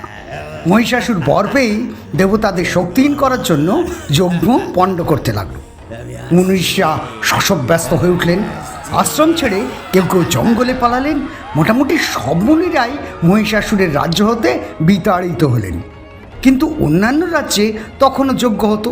মহিষাসুর হিমালয়ের দুর্গম অরণ্যে ঘুরতে ঘুরতে এমনই এক ঋষির আশ্রমে এলেন। মহিষাসুর ও তাঁর দলবল হামলা করতে গেলেও বুঝল এই আশ্রমের চারিদিকে অদৃশ্য দিব্য সুরক্ষা বলয় আছে, যা ভেদ করা কিনা মহিষাসুরের গম্য নয়। একমাত্র শরণাগত সেজেই এই আশ্রমে ঢোকা যায়। ঋষি যেই পুষ্প সংগ্রহের জন্যে আশ্রমের বাইরে এলেন, অমনি মহিষাসুরও অবলা নারী সেজে ঋষির কাছে এলো। হে মহাতেজ ঋষি, আমি দেবকন্যা, বড় বিপদে পড়ে এসেছি। অসুরেরা আমায় অপহরণ করে নিয়ে যাচ্ছিল। আমি কোনো মতে পালিয়ে এসেছি। প্রভু, প্রভু আমার শরণ দিন, প্রভু আমার শরণ দিন। ঋষি বললেন, আমার আশ্রমে নিশ্চিন্ত থাকো হে কন্যে। আমি ঋষি কাত্যায়ন, দেবী আদিশক্তির বরে আমার এই আশ্রম অসুরের অগম্য। মহিষাসুর নারী সেজেই আশ্রমে এলো। ঋষির অনুপস্থিতির সুযোগ নিয়ে যজ্ঞের ঘি খেয়ে নিল। ঋষি কাত্যায়ন ফিরে এসে বোঝেন তাঁর সাথে ছলনা হয়েছে। তিনি রেগে গিয়ে বললেন, পাপী, নারী রূপ ধরে যেমন তুই এই ছলনা করলি, তেমন এই নারী হস্তেই তুই বধ হবি। অবশ্য ঋষি কাত্যায়নের শাপে মহিষাসুরের কিছুই এলো গেল না। মহিষাসুর স্বর্গরাজ্য জয় করল। দুর্বল দেবতারা ইতিউতি ঘুরতে লাগলেন। জগৎপিতা ব্রহ্মা ও জগৎপালক নারায়ণ তাঁদের নিয়ে কৈলাসে এলেন। কিন্তু মহিষাসুর তো শিবেরও অবদ্ধ। এমনকি শিবজা দেবী পার্বতীও মনুষ্যজনিতে জন্মেছেন। দেবী পার্বতী দেবতাদের পরামর্শ দিলেন হিমালয়ের কোলে ঋষি কাত্যায়নের আশ্রমে যেতে। আমার বরে ওই আশ্রম অসুরের অগম্য। আপনারা দিব্যাস্ত্রগুলি নিয়ে ওই আশ্রমেই শরণ নিন। আমার আগামী অবতার ওই আশ্রমেই আবির্ভূত হবেন। ঋষি কাত্যায়নের আশ্রমে দেবতারা নিজ নিজ শক্তি ও দিব্যাস্ত্রের শক্তি সঞ্চিত করে এক দিব্য তেজপুঞ্জের নির্মাণ করলেন। সেই তেজরাশি নারীর আকার নিল, দশভুজা ও ত্রিনয়না। দেবতারা তাকে নিজেদের অস্ত্র সমর্পণ করলেন। হিমালয় রাজ দেবীকে সিংহ দিলেন বাহন হিসেবে। এরপর মধু পান করে দেবী অমৃত শক্তিশালী হয়ে মহিষাসুর ও তার সহচরদের বধ করলেন। ঋষি কাত্যায়নের আশ্রমে উদ্ভূত এই মহাত্তেজা দেবীই হলেন কাত্যায়নী। হে গোপিনীগণ, তোমরা মায়ের আরাধনা করো এই বলে চন্দ্রহাসোজ্জ্বল করা শার্দুল বর বাহনা কাত্যায়নী শুভং দদ্দা দেবী দানব ঘাতিনী। মা অবশ্যই তোমাদের পথ দেখাবেন। দেবশ্রী নারদের পরামর্শে রাধাসহ তার অষ্টসখীগণ অর্থাৎ ললিতা, বিশাখা, তুঙ্গবিদ্যা, ইন্দুমতি, চিত্রা, চম্পকলতা, রাঙাদেবী এবং সুদেবী পুরো 1 মাস ধরে সম্ভবত কার্তিক বা অগ্রহায়ণ মাসে দেবী কাত্যায়নীর মূর্তি গড়ে ব্রত করেন। এই 1 মাস তারা মশলাবিহীন খিচুড়ি খেয়ে থাকেন এবং অবশেষে তাদের প্রার্থনা সফল হয়। দেবী তাদের সামনে প্রকটিত হন। গোপিনীরা বর চান। দেবী কাত্যায়নী তাদের শ্রীকৃষ্ণের স্বরূপ জানান ও ভাগবত ভক্তি প্রদান করেন। আগামী পূর্ণিমায় তোমাদের সকলের মনোবাঞ্ছা পূর্ণ হবে। সেই পূর্ণিমাই রাস পূর্ণিমা, যেদিন শ্রীকৃষ্ণ সকল গোপিনীদের সাথে রাস ক্রিয়ায় মত্ত হন। দেবী কাত্যায়নী ভক্তকে ভগবত জ্ঞান প্রদান করে। নবরাত্রির 6ষ্ঠ দিনে দেবী কাত্যায়নীর পুজো হয়। কৃষ্ণ যজুর্বেদের অন্তর্গত তৈত্তরীয় আরণ্যকে দেবী কাত্যায়নীর প্রথম উল্লেখ পাওয়া যায়। কাত্যায়নী দেবীর মহিষাসুর মর্দিনী হওয়ার কাহিনীটি সেখানেই উল্লিখিত। আর ভাগবত পুরাণে গোপিনীদের কাত্যায়নী ব্রতের কথা আছে। বৃন্দাবন ছাড়াও বারাণসীতেও মায়ের এই রূপের প্রাচীন মন্দির আছে। আত্মাবীরেশ্বর মহাদেব দেবী কাত্যায়নীর ভৈরব।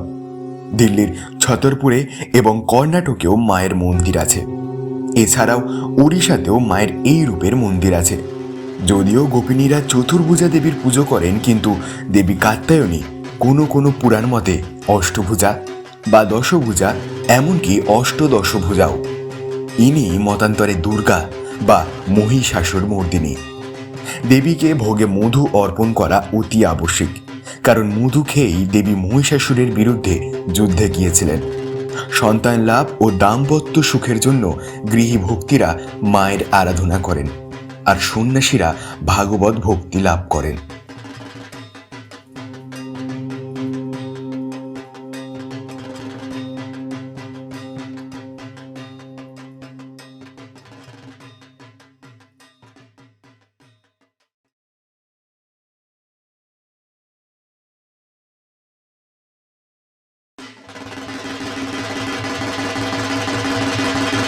নবরাত্রির 7ম দিনে পূজিতা হন দেবী কালরাত্রি।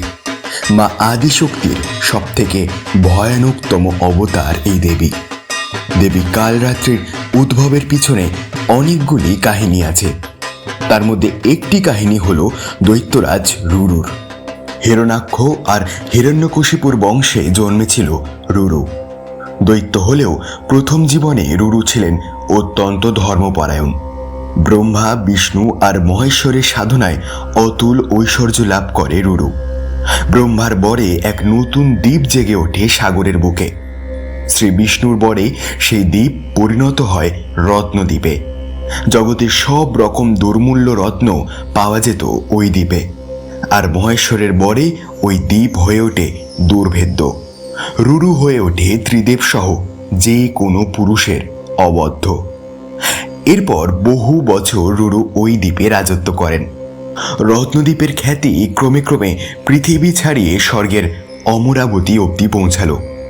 ইন্দ্রদেব শঙ্কিত হলেন, একজন দৈত্যের এত প্রভাব প্রতিপত্তি, কিন্তু তার কিছুই করার নেই।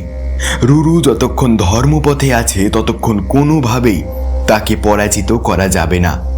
তাই ইন্দ্রদেব একটা কূটনীতি চাললেন। স্বর্গের অপ্সরাদের রত্নদ্বীপ ভ্রমণে পাঠালেন।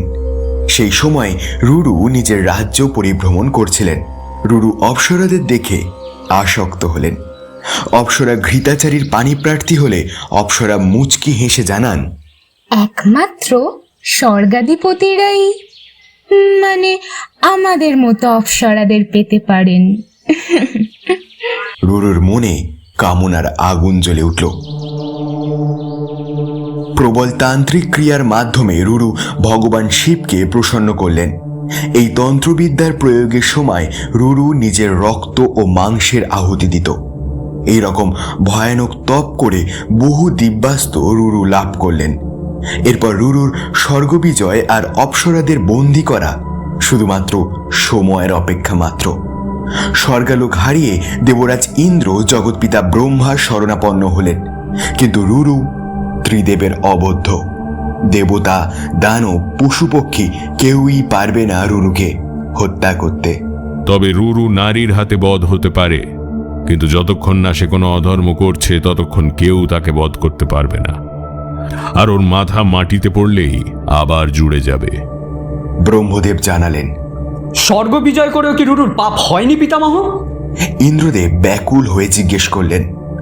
ব্রহ্মদেব বললেন, রাজ্য জয় করা কোনো রাজার পাপ নয়। এই জন্য আমাদের দেবী মহামায়ার শরণাপন্ন হতে হবে। নীলগিরি পর্বতে দেবতারা ব্রহ্মদেবের পরামর্শ মতো তপস্যায় নিমগ্ন হলেন। এদিকে রুরু অপ্সরা ও দেবকন্যাদের পেয়েও খুশি হলেন না। স্বর্গালোকের সবচেয়ে সুন্দরী নারীর খোঁজে দিন রাত বন্দিনী অপ্সরাদের ওপর তিনি নির্যাতন করতে লাগলেন।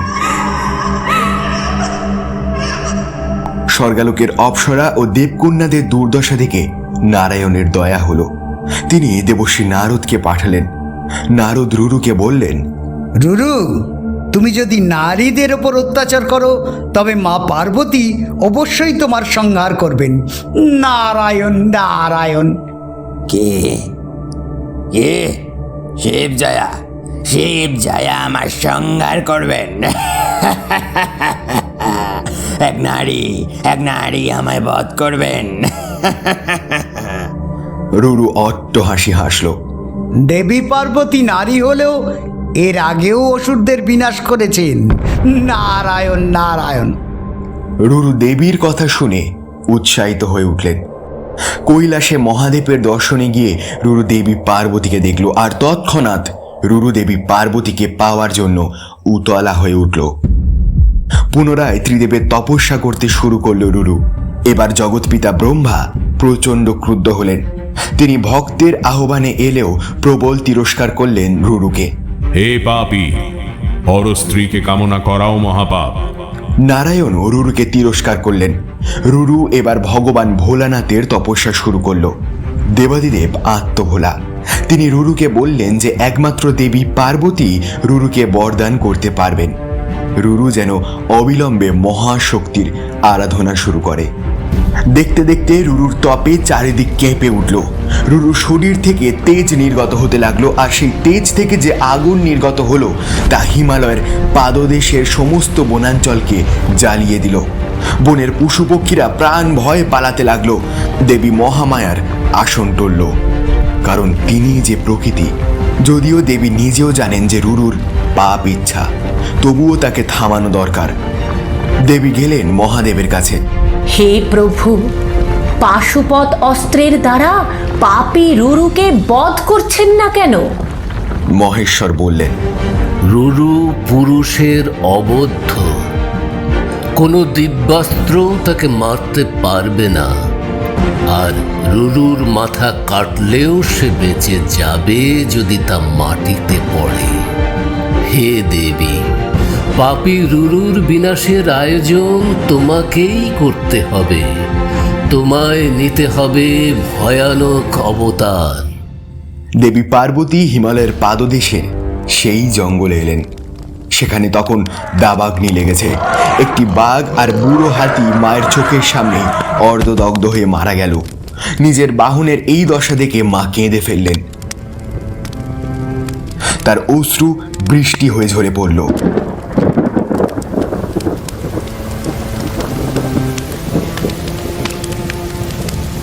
দাবাগ্নি নিভে গেল। একটি গাধা মায়ের পায়ের কাছে আশ্রয় নিল। এইসব দেখে ক্রুদ্ধা দেবী পার্বতী ভীষণ রূপ ধারণ করলেন। তার গাত্রবর্ণ ঘন অন্ধকারের মতো কালো হয়ে উঠল। গলায় বজ্রের মালা, 4 হাত, এক হাতে খড়গ, অন্য হাতে লোহার কাঁটা। দেবী এলোকেশী, ত্রিনয়না ও চতুর্ভুজা। তার নিঃশ্বাসের সঙ্গে বেরোচ্ছে আগুনের হলকা। মৃত গজের চামড়াটি পরে দেবী সেই শরণাগত গাধাটির পিঠে চেপে ভীষণ হুঙ্কার দিতে দিতে চললেন দৈত্যরাজ রুরুর তপস্থলে। দেবী প্রবল ঝড় বৃষ্টি আনলেন। সেই ঝড় বৃষ্টিতে বনের আগুন নিভে গেল। গুহার মধ্যে যেখানে রুরু তপস্যা করছিল সেখানে দেবী গেলেন। হে রুরু, তোমায় বর দিতে এসেছি আমি, চোখ খোলো। তুমি কে কুচ্ছিত দর্শনা নারী? রুরু দেবীকে তিরস্কার করলেন। আমি যাকে পাওয়ার জন্য তপস্যা করছি সেই দেবী চন্দ্রের ন্যায় সুন্দরী। তুমি কে? চলে যাও, চলে যাও এক্ষুনি। রুরু দেবীকে একটি গদা ছুঁড়ে মারলেন। দেবী তা ধরে ফেললেন।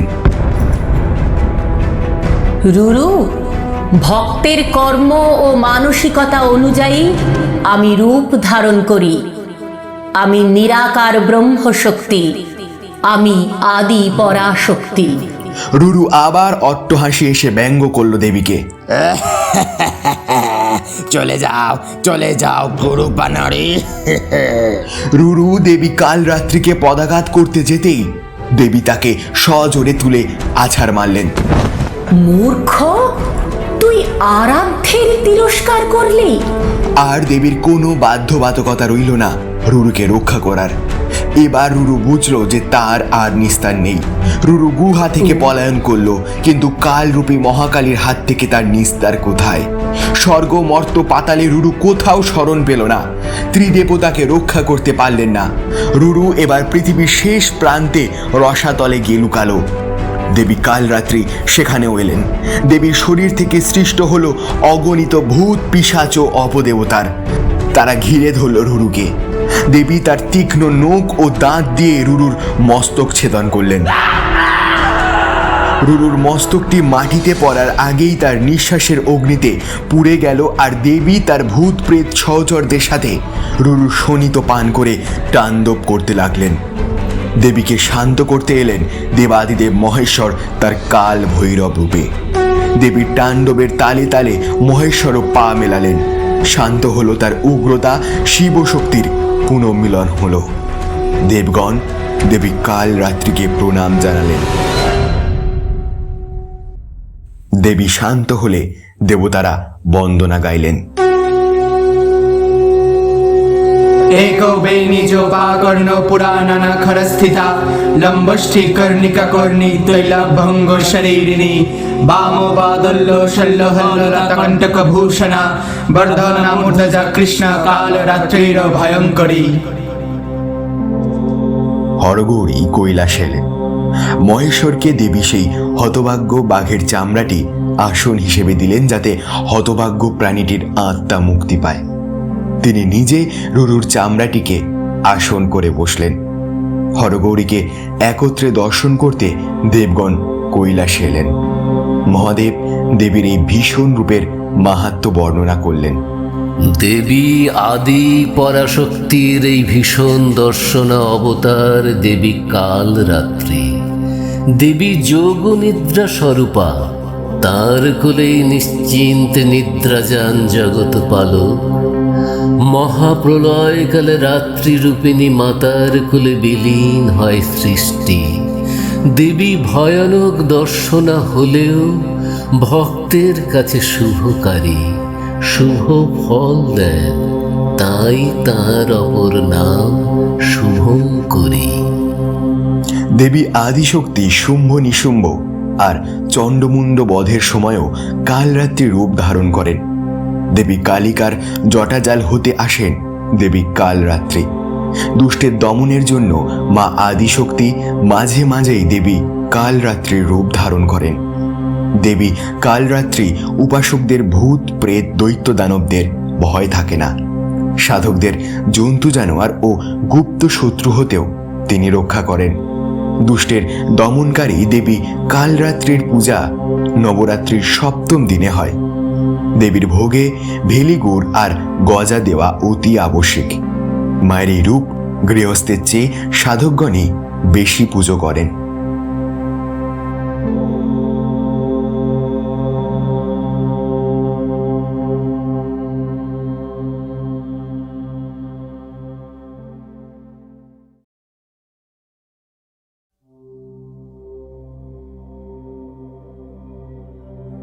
ইতিমধ্যেই আমরা দেবী পার্বতীর কঠোর তপস্যা, তারকাসুর বধ, মহিষাসুর দমন ও রুরু দৈত্যের সংহারের কাহিনী শুনেছি।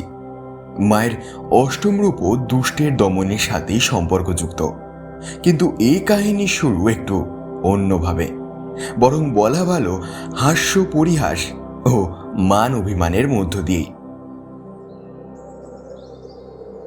দেবী পার্বতী তার উগ্র কালরাত্রি রূপ সম্বরণ করলেন, কৈলাসে ফিরে এলেন, আর দেবরাজ ইন্দ্র তার ঋতু সিংহাসন পেয়ে খুশি হয়ে সস্ত্রীক অর্থাৎ শচী দেবী ও অপ্সরাগণের সাথে কৈলাসে এলেন।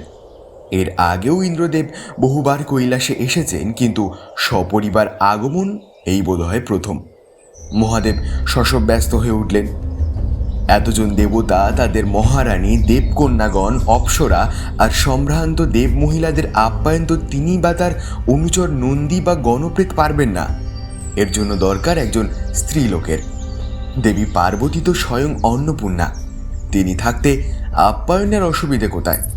তাই দেবী আসতেই মহাদেব বললেন, হে অঞ্জন সদৃশা শ্যামলা কালী, দেখো কত অতিথি এসেছেন। মহাদেবের এহেন সম্বোধন দেবী পার্বতীকে অস্বস্তির মধ্যে ফেলল। রানী সূচি ও অপ্সরাগণ খুবই ফর্সা, তাদের কাঞ্চনবর্ণ রং। তাদের সামনে মহাদেব দেবী পার্বতীকে কালী বললেন। দেবী পার্বতী মনে মনে ক্ষুণ্ণ হলেও সকলকে হাসি মুখে আপ্যায়ন করলেন। তিনি সকলকে পরমান্ন খেতে দিলেন। মহাদেব তার রান্নার প্রশংসা করে বললেন যে কালী সাক্ষাৎ অন্নপূর্ণা। এরকমভাবে বারবার দেবকন্যাদের সামনে তাকে কালী, কালীকে প্রভৃতি সম্বোধন করায় দেবী পার্বতী ক্রুদ্ধা হলেন। অতিথিরা বিদায় নেবার পর দেবী সংকল্প করলেন যে তিনি তার গায়ের রং উজ্জ্বল করে তবেই ফিরবেন।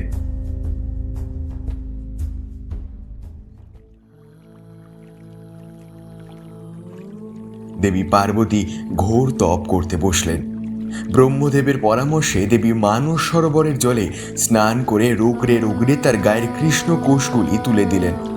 আবার মতান্তরে দেবী পার্বতী মহাদেবেরই আরাধনা করলেন। মহেশ্বর তার জটাজাল থেকে দেবী গঙ্গাকে মুক্ত করেন, আর সেই গঙ্গা জলে দেবীর কৃষ্ণবর্ণ ধৌত হয়ে যায়। এরপর দেবী পার্বতী উজ্জ্বল গৌরবর্ণা হলেন। মায়ের এই রূপ হল মহাগৌরী।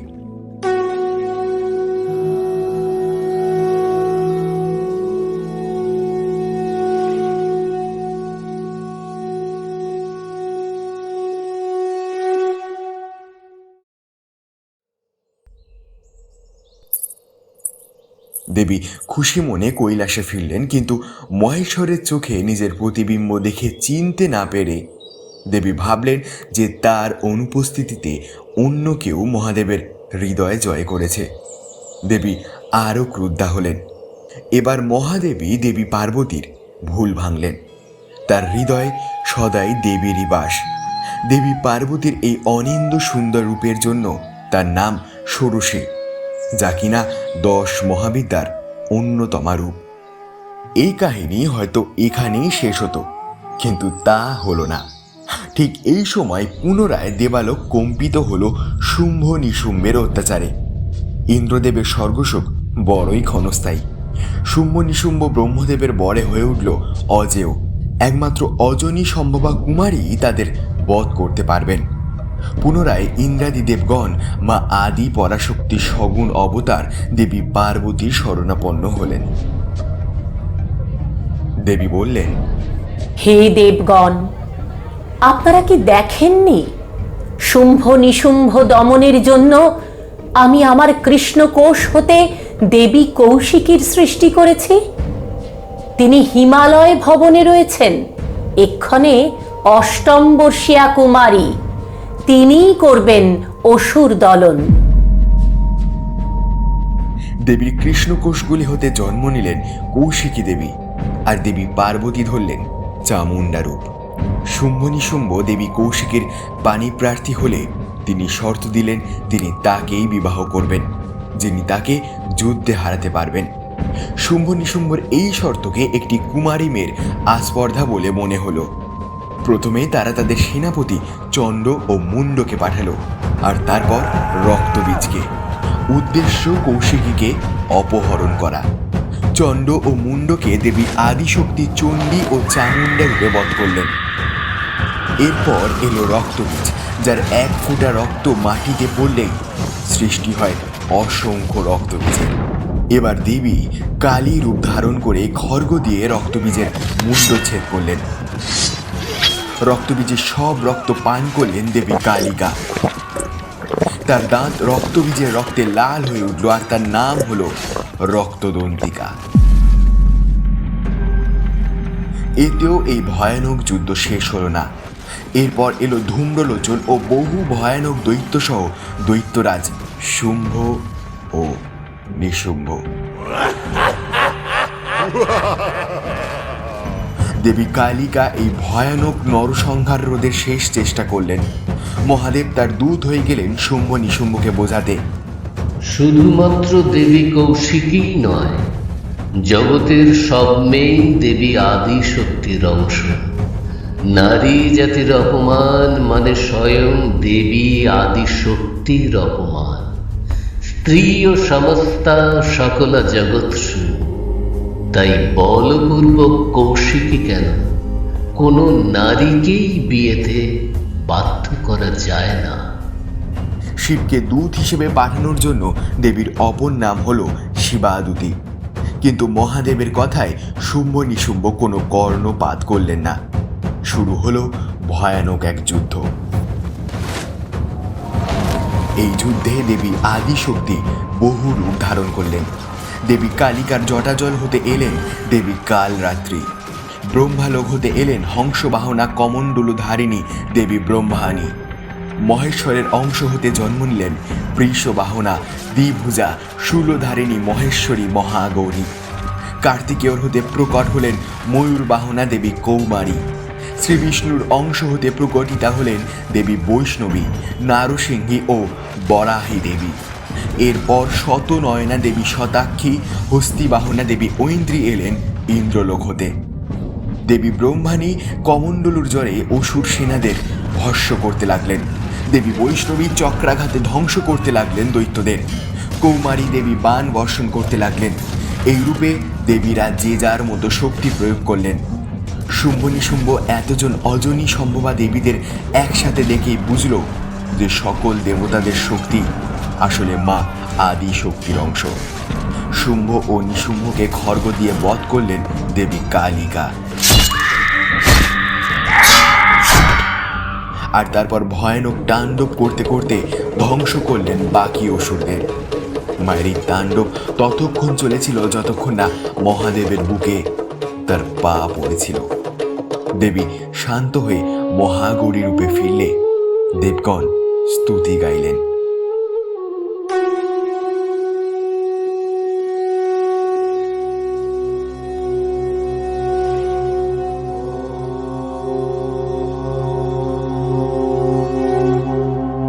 সর্বসংকটহন্ত্রীকাং ধনৈশ্বর্যপ্রদায়িনী জ্ঞানদা চতুর্বেদময়ী মহাগৌরীং প্রণম্যহম সুখ শান্তিদাত্রীং ধনধান্যপ্রদায়িনীং ডমরুবাদন প্রিয়াং মহাগৌরীং প্রণম্যহম ত্রৈলোক্যমঙ্গলং কাঙ্ক্ষী তাপত্রয় বিনাশিনীং প্রণম্যহম বরদা চৈতন্যময়ী মহাগৌরীং প্রণম্যহম।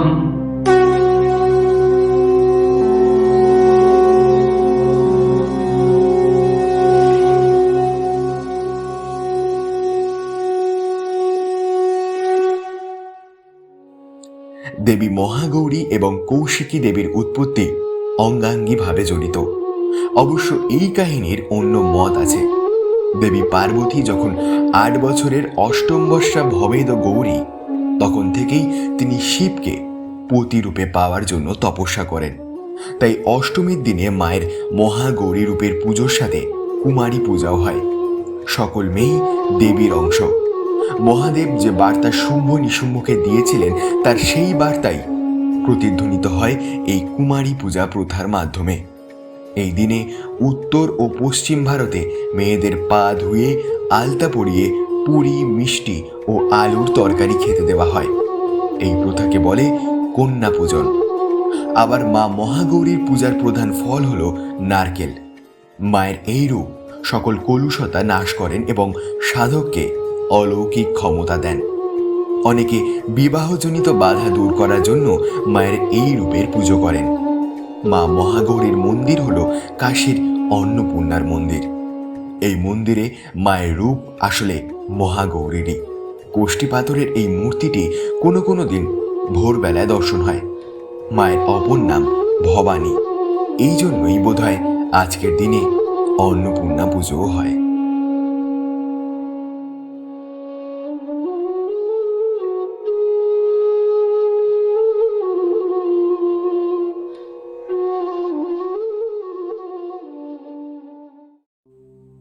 নবরাত্রিতে মায়ের নবম রূপ হল মা সিদ্ধিদাত্রী। মা আদি পরাশক্তির সর্বোচ্চ রূপ হলেন দেবী সিদ্ধিদাত্রী।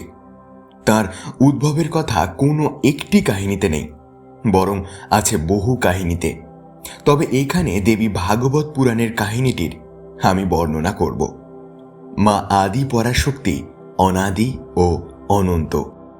দেবী কুষ্মান্ডা রূপ বর্ণনার সময় বলেছিলাম দেবী আদি পরাশক্তি জগতের তাপ হরণ করে ব্রহ্মদেবকে বিপদমুক্ত করেন। এরপর ব্রহ্মদেব মায়েরই নির্দেশে জগৎ সংসার সৃষ্টির কাজে হাত লাগালেন। কিন্তু নারী ও পুরুষ দুই সত্তা ছাড়া সৃষ্টিকার্য আগে এগোচ্ছিল না। অথচ ব্রহ্মা, বিষ্ণু ও মহেশ্বর তিনজনেই পুরুষ।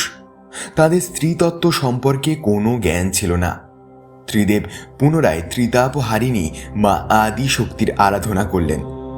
এবার দেবী চতুর্ভুজা ও পদ্মাসনা রূপে দেখা দেন। তাঁরই বরে মহাদেব হন অর্ধনারীশ্বর। ত্রিদেব নারীতত্ত্ব বা প্রকৃতি সম্বন্ধে জ্ঞান লাভ করেন। দেবীর থেকে সৃষ্ট হলেন সরস্বতী, লক্ষ্মী আর শক্তি।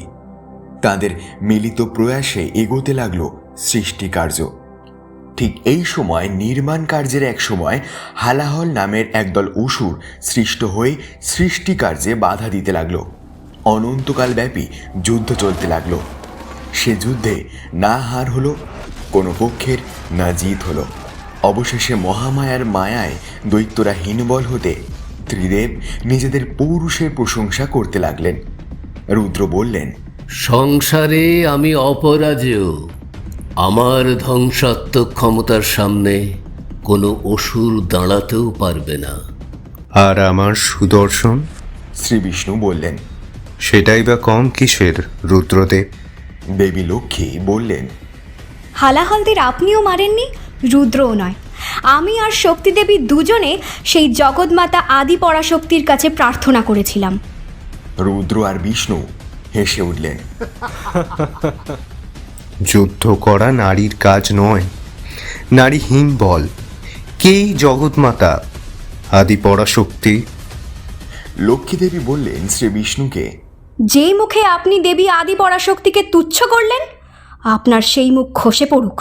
এই কথা বলে লক্ষ্মী দেবী ও শক্তি সেই পরমা প্রকৃতিতে বিলুপ্ত হলেন। ত্রিজগতে হাহাকার পড়ে গেল। স্ত্রী শক্তি বিলুপ্ত হতেই হালাহল দৈত্যগণের শরীর হতে এক ভয়ানক ঘোড়া মুখ দানব হয়গ্রীবের জন্ম হল। হয়গ্রীব ত্রিলোক জয় করে নিল। শক্তিহীন হয়েও বিষ্ণুদেবকে জগৎ পালন হেতু হয়গ্রীবের সাথে যুদ্ধ করতে হলো, কিন্তু কোনো জয় পরাজয় হলো না। 10 সহস্র বছর ব্যাপী যুদ্ধ চলল। পরিশ্রান্ত বিষ্ণুদেব এক নির্জন স্থানে লবণ সমুদ্রের তীরে নিজের ধনুকের ছিলার ওপর মাথা রেখে কিছুক্ষণের জন্য নিদ্রামগ্ন হলেন। এই সময় একটি কীট ধনুকের অগ্রভাগটি কেটে দিলে ঊর্ধ্বকোটি ও নিম্নকোটি মুক্ত হল। ধনুকষ্টির আঘাতে শ্রী বিষ্ণুর মুণ্ডটি ছিন্ন হয়ে সাগরের জলে নিমজ্জিত হল। এদিকে শ্রী বিষ্ণুর অনুপস্থিতিতে হয়গ্রীব ব্রহ্মলোককে আক্রমণ করে 4 বেদকে বন্দী করে নিল। জগৎ সংসার সমস্ত জ্ঞানহীন হয়ে গেল, আর 4 বেদ অন্ধকার কারাগারে নিজেদের মুক্তির জন্য ব্রহ্মদেবের আরাধনা করতে লাগলেন।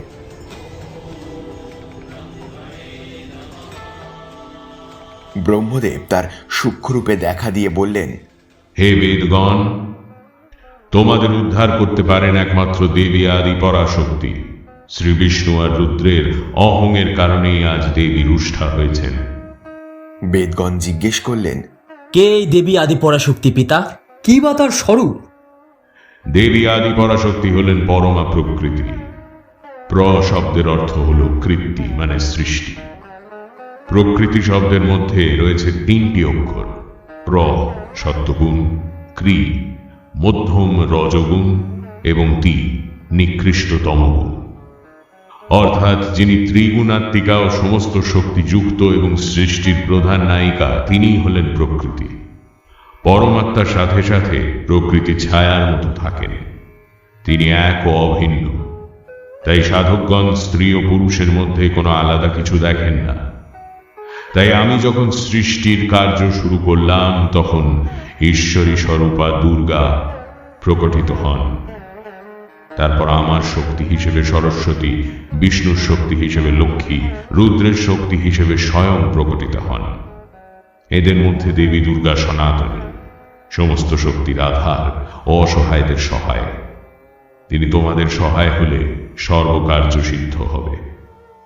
এই বলে ব্রহ্মদেব অন্তর্হিত হলেন। বেদগণ দেবীর স্তুতি করলেন।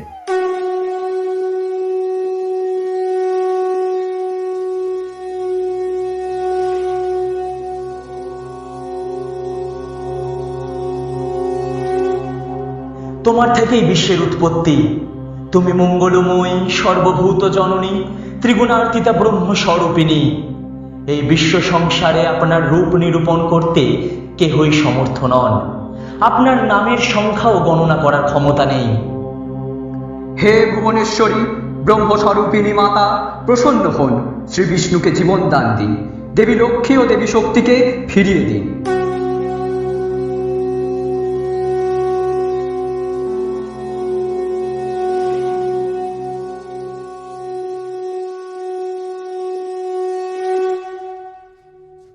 এই রূপে স্তব করার ফলে বেদগণের সামনে প্রকটিতা হলেন এক জ্যোতির্পুঞ্জ। তিনি জানালেন, হে বেদগণ, ত্রিদেব অমর, তাই আপনারা শ্রী বিষ্ণুর প্রাণের চিন্তা করবেন না। শীঘ্রই কবন্ধ বিষ্ণুদেবের স্কন্ধে অশ্বের মুখ প্রতিস্থাপিত হবে। হয়গ্রীবকে একমাত্র অশ্বমুখধারী হয়গ্রীবই বধ করতে পারেন, কারণ দিতিনন্দন হয়গ্রীব ব্রহ্মার দ্বারা বরপ্রাপ্ত। বিনা কারণে জগতে কিছুই হয় না যে। বেদগণ দেবীর স্বরূপ দেখতে চাইলে চতুর্ভুজা কমলাসনা দেবী প্রকটিত হন। তার হাতে শঙ্খচক্র, গদা ও পদ্ম। তিনি ক্রমে ত্রিদেবের রূপ ধরলেন আর বিশ্বরূপ দর্শন করালেন। বেদগণ সমবেতভাবে স্তুতি করলেন।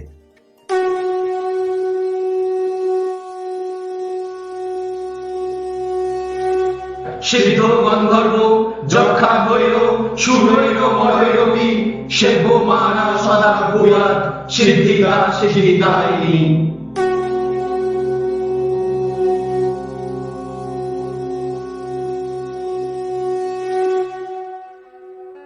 ঋগ্বেদ হাত জোর করে বললেন, যদন্ত স্থানি ভূতানি যত সর্বং প্রবর্ততে যথাহুস্তং পরম তত্ত্বনবং সৈকা ভবতি স্বয়ং। অর্থাৎ স্থূল ও সূক্ষ্ম সমগ্র জগতে যিনি বিরাজ করেন, যার ইচ্ছা মাত্রেই জগৎ সংসার প্রকাশিত হন, তিনি অদ্বিতীয়া, তিনি ভগবতী স্বয়ং। যজুর্বেদ বললেন, যা যজ্ঞৈরখিলৈরীশ যোগেন চ সমৃদ্ধতে যতঃ প্রমাণং হি বয়ং সৈকা ভগবতী স্বয়ং। অর্থাৎ নিখিল যজ্ঞ ও যোগ দ্বারা যিনি স্তয়মান হন, যাহাতে আমরা সকল ধর্মজ্ঞান লাভ করি, তিনি ব্রহ্মস্বরূপিণী অদ্বিতীয়া ভগবতী স্বয়ং। এবার সামবেদ গাইলেন, যজেদং ব্রহ্মতে বিশ্বং যোগী ভীর্যা বিচিন্ততে যদ্ভাষা ভাষতে বিশ্বং সৈকা দুর্গা জগন্ময়ী।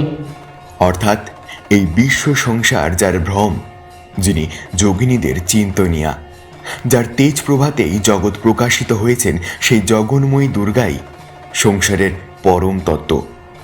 অথর্ববেদ এগিয়ে এলেন, যাং প্রপশ্যন্তি দেবেশিং ভক্তানুগ্রাহীনো জনা তামাহুম পরম ব্রহ্ম দুর্গাং ভগবতী মুনে।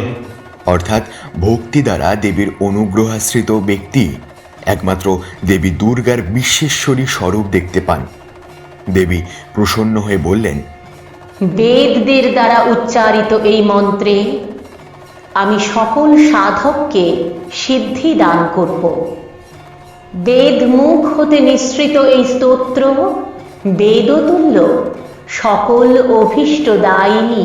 হে দেবী, আপনার অজ্ঞাত তো কিছুই নয়, তবে বলুন, শ্রীহরি কেন কবন্ধ হলেন? রুদ্রই বা কেন শক্তিহীন হলেন? বেদগণের এই প্রশ্নের উত্তরে দেবী বললেন, আপন বলে বলিয়ান হয়ে দেবী আদি পরাশক্তির উপেক্ষার কারণে শ্রী বিষ্ণু ও রুদ্র শক্তিহীন হয়েছেন। এই বলে দেবী অদৃশ্য হলেন। দেবশিল্পী বিশ্বকর্মা দেবীর আদেশে তুরঙ্গ নামক এক অশ্বের মস্তক খড়গ দ্বারা ছেদন করে শ্রীহরির স্কন্ধে বসিয়ে দিলেন। শ্রীহরি হয়গ্রীব রূপেই দানব হয়গ্রীবকে বধ করে 4 বেদকে মুক্ত করলেন।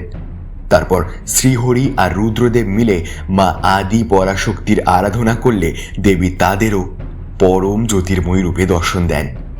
রুদ্রকে অষ্টসিদ্ধি অর্থাৎ অনিমা, মহিমা, লঘিমা, প্রাপ্তি, প্রকাম, ঈশিতা ও বসিতা প্রদান করে তাকে মহাদেব নামে ভূষিত করে বলেন, নিজের অহংয়ের জন্য শক্তি দেবীকে হারিয়েছ তুমি রুদ্র।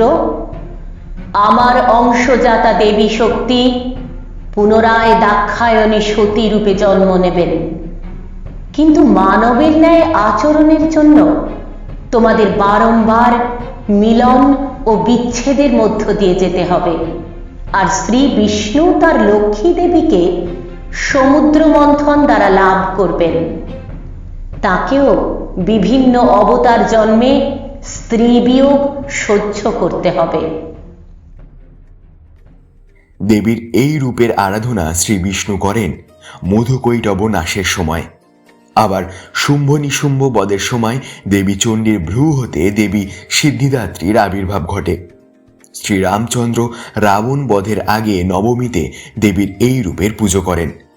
আবার মহাভারতের যুদ্ধের আগে শ্রীকৃষ্ণ অর্জুনকে বলেন সিদ্ধিদাত্রী মাকে স্মরণ করতে। স্বয়ং মহেশ্বর মা সিদ্ধিদাত্রীর পুজো করে হন সিদ্ধেশ্বর। ইনি এই রূপের ভৈরব। মা সিদ্ধিদাত্রীর মন্দির ভারতের বিভিন্ন স্থানে আছে। কোথাও তিনি চতুর্ভুজা তো কোথাও দশভুজা ও সিংহবাহনা। বাংলায় সিদ্ধেশ্বরী কালী মায়ের অসংখ্য মন্দির আছে। মায়ের এই রূপ সাকার ও নিরাকার রূপের সমন্বয়। মায়ের ভোগে তিলের নাড়ু দেওয়া হয়।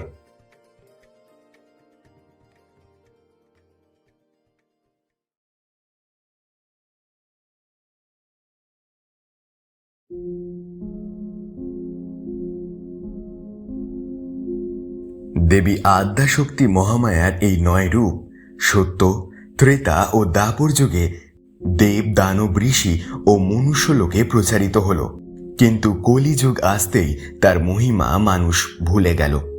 সাবর্ণ মনুর বংশের বংশধর রাজা সুরত তখন রাজত্ব করছেন পৃথিবীতে।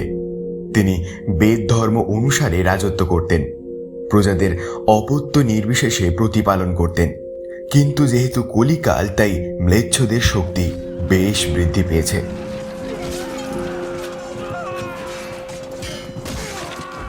এমনই একজন ম্লেচ্ছ আক্রমণকারীর হাতে রাজা সুরত তার রাজ্যের অধিকাংশ ভাগ হারালেন। শুধুমাত্র রাজধানী আর তৎসংলগ্ন রাজ্য তার অধীনে রইল। মহারাজ সুরত একজন করদ রাজায় পরিণত হলেন। অপমানিত রাজা মৃগয়ার নাম করে তার প্রিয় অশ্বটিকে নিয়ে গভীর জঙ্গলে চলে গেলেন। গভীর অরণ্যে কিছুদিন এদিক ওদিক ঘোরার পর রাজা সুরত ঋষি মেধসের আশ্রমে আতিথেয়তা গ্রহণ করলেন।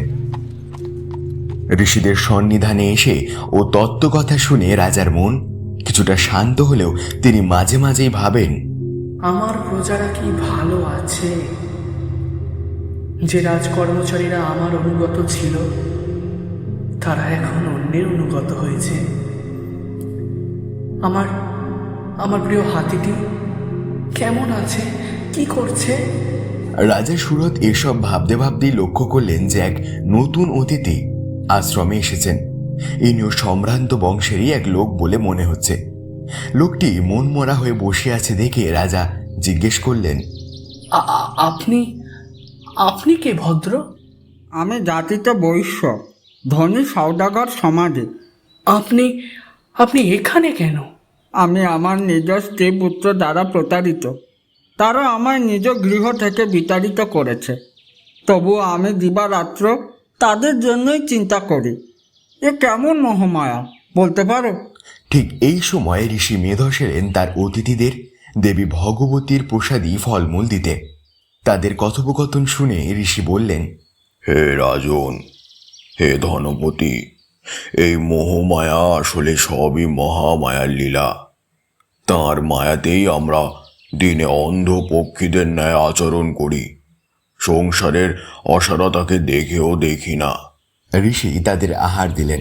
এ নাও, এখন এই ফলমূলাদি গ্রহণ করে নিজের মনকে শান্ত করো তোমরা। দেবী মহামায়া? দেবী মহামায়াকে? হ্যাঁ হ্যাঁ, দেবী মহামায়াকে। দুজনেই অবাক হয়ে জানতে চান। জগতের পতি শ্রীহরি, তার যোগ নিদ্রা এই মহামায়া রাখেন বিশ্ব মুগ্ধ করি। ঋষি বললেন, তিনি পরাবিদ্যা, সনাতনী, জগৎ ঈশ্বরী, তিনি মুক্তির কারণ। নৃপতি সুরত বললেন, হে ঋষিবর, আমি জানতে চাই দেবী মহামায়া সম্বন্ধে। কে ইনি? কোথা থেকে উৎপন্না ইনি? ঋষি মেধস হাসলেন। তিনি নিত্যা, অনাদি অনন্তা, তবুও জগৎ কল্যাণ হেতু বারংবার উৎপন্না হয়েছেন তিনি। তবে শোনো, প্রলয়কালে যখন শ্রীহরি বিষ্ণু অনন্ত যোগ নিদ্রায় মগ্ন ছিলেন, তখন তার কানের ময়লা থেকে মধু ও কৈটব নামক 2 মহাকায় অতিকায় দানব ভ্রাতা বেরিয়ে এসে জগৎপালকের নাভি কমলে স্থিত ব্রহ্মাকে খাবে বলে হাত বাড়ালো। তখন ভীত ব্রহ্মা শ্রীহরির যোগ নিদ্রা স্বরূপা দেবীর কাছে নিদ্রা ভঙ্গের জন্য প্রার্থনা করলেন। তুমি দেবী মহাবিদ্যা, মহাস্মৃতি, মহামায়া, ব্রহ্ম সনাতনী মাতা, চাহিতব স্নেহ ছায়া। তুমি প্রকৃতি দেবী, ত্রিগুণ বিকাশকারী, মহারাত্রি কালরাত্রি তুমি মোহ সর্বরী। তুমি ঈশ্বরী, কমলা, জ্ঞান বিকাশিনী, ক্ষমাদাত্রী, খান্তি, শান্তি প্রদায়িনী। তুমি মা খড়গহস্তা, শূল চক্রধারিণী, ভয়ঙ্করী মহারৌদ্রী, কাল রাত্রি রূপিণী। শ্রেষ্ঠ হতে শ্রেষ্ঠতমা পরমা প্রকৃতি, অতি শোভাময়ী তুমি সুন্দর রূপিণী। লজ্জা ভয় তুষ্টি তুমি পোষণ শক্তি, কিভাবে করিব স্তব হে জগৎ প্রসবিনী। এরূপ স্তব করার পর শ্রীহরির চোখ থেকে বেরিয়ে এলেন কৃষ্ণা বর্ণা এক দেবী। তিনি কাল রাত্রি সেই দেবী মুহূর্তে মধুকৈটবকে মায়ায় বদ্ধ করলেন। দৈত্যদয় নিজেদের দেবতা ভাবতে থাকে। শ্রীহরির নিদ্রা ভঙ্গ হল। শ্রীহরিকে দেখে মধু ও কৈটব অহংবরে তাকে বর দিতে চায়। শ্রীহরি তখন বললেন, বদ্ধ হও তোমরা রণে। আর তারা তথাস্তু বলতেই চক্র দ্বারা তাদের বধ করেন। এই রূপে সৃষ্টির আদিতে দেবী মহামায়ার আবির্ভাব হয়। ঋষি মেধস থামলেন। রাজা আর বণিক আরো জানতে চান। ঋষি বললেন, কাল প্রভাতে আমি তোমাদের দেবী মহামায়ার দ্বিতীয় উদ্ভবের কাহিনীটি শোনাবো। এখন তোমরা বিশ্রাম নাও। আর হ্যাঁ, পূর্বজীবনের কথা অত ভেবো না বাছারা। দ্বিতীয় দিন প্রভাতে ঋষি মেধস বললেন, শোনো, একবার মহিষাসুর নামে এক মহা শক্তিশালী অসুর স্বর্গলোক অধিকার করে নেয়। মহিষাসুর ব্রহ্মার বরে যে কোনো পুরুষের অবদ্ধ ছিল, তাই ইন্দ্রের বজ্র যমের কালবাস তার কিছুই করতে পারেনি। ভীত সন্ত্রস্ত দেবগণ জগৎপিতা ব্রহ্মার কাছে এলেন। ব্রহ্মা জানালেন, আমার বরে মহিষাসুর কোনো পুরুষের অবদ্ধ হলেও ঋষি কাত্যায়নের শাপে নারী হস্তে বদ্ধ। কাত্যায়ন ঋষির আশ্রমে নারী বেশে শরণ নিয়ে যজ্ঞের হবি খেয়েছিল বলে ঋষি কাত্যায়ন অভিশাপ দিয়েছিলেন। কিন্তু নারী হস্তে? দেবরাজ অধৈর্য হয়ে জিজ্ঞেস করলেন, তবে কি আমরা পুনরায় দেবী পার্বতীর শরণাপন্ন হব? এর আগেও তিনি দনুজ দলনী হয়ে দেবকুলকে রক্ষা করেছেন। জগৎপিতা বললেন, মহিষাসুর মহাদেবের উপাসনা করে সেই অভিশাপকে কঠিন করে তুলেছে। সেই নারীকে হতে হবে অজনী সম্ভবা, অবিবাহিতা। তবে উপায়? দেবী পার্বতী তো অজনী সম্ভবা নন। তিনি দেবী আদি পরাশক্তির সগুণ রূপ। একমাত্র দেবী আদি পরাশক্তি অজন্মা ও নিত্য, তাঁর কোনো রূপ নেই। তিনি সকল দেবদেবীর শক্তিতে বিরাজিতা। তাই আপনাদের শক্তির মিলিত তেজ রাশিতে দেবী আদি পরাশক্তি মহামায়া নেবেন নতুন অবতার। দেবতারা জগৎপিতা ব্রহ্মার সাথে এলেন ক্ষীর সাগরে, ভগবান গরুধ্বজের কাছে। শ্রী বিষ্ণু তখন যোগ ও নিদ্রায় মগ্ন ছিলেন। দেবতারা কৈলাসে এলেন। মহাদেব শিব শঙ্করও তখন ধ্যানে নিমগ্ন। দেবতারা শ্রী বিষ্ণু আর মহাদেবের স্তুতি করলেন। তাদের কাতর প্রার্থনা শুনে মহাদেবের তৃতীয় নয়ন হতে নির্গত হলো এক মহা তেজপুঞ্জ, যা তৈরি করলো এক অপূর্ব সুন্দর নারীর মুখশ্রী। শ্রীহরি বিষ্ণুর যোগ ও নিদ্রা ভঙ্গ হলো। তার তেজপুঞ্জ হতে সৃষ্টি হলো সেই অনন্যা সুন্দরী নারীর 10 বাহু। দেবতারা আপন আপন তেজপুঞ্জ সেই অপূর্ব নারীকে দিতে থাকলেন।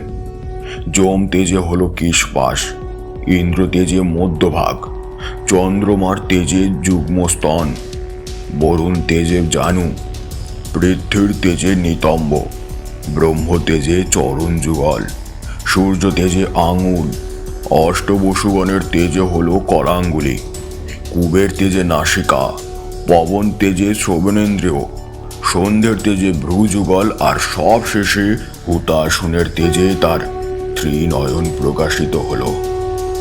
মা, হ্যাঁ, এইভাবে সব দেবতার অন্তর্নিহিত তেজপুঞ্জ দিয়ে মহামায়া মহিষাসুর বধ নিমিত্তে পুনঃপ্রকাঠিতা হলেন দশভুজা দুর্গা রূপে। তারপর তাকে আপন আপন অস্ত্রে সজ্জিত করলেন দেবগণ। পিনাকী শঙ্কর দিলেন ত্রিশূল, চক্রপাণি বিষ্ণু দিলেন সুদর্শন চক্র, বরুণ দিলেন শঙ্খ, অগ্নি দিলেন শক্তিপাশ, ধনুকবাণ আর অক্ষয় স্বরপূর্ণ তুনির দিলেন পবন, দেবরাজ ইন্দ্র দিলেন বজ্র, আর ঐরাবত হস্তির গলায় বাঁধা ঘণ্টাটি।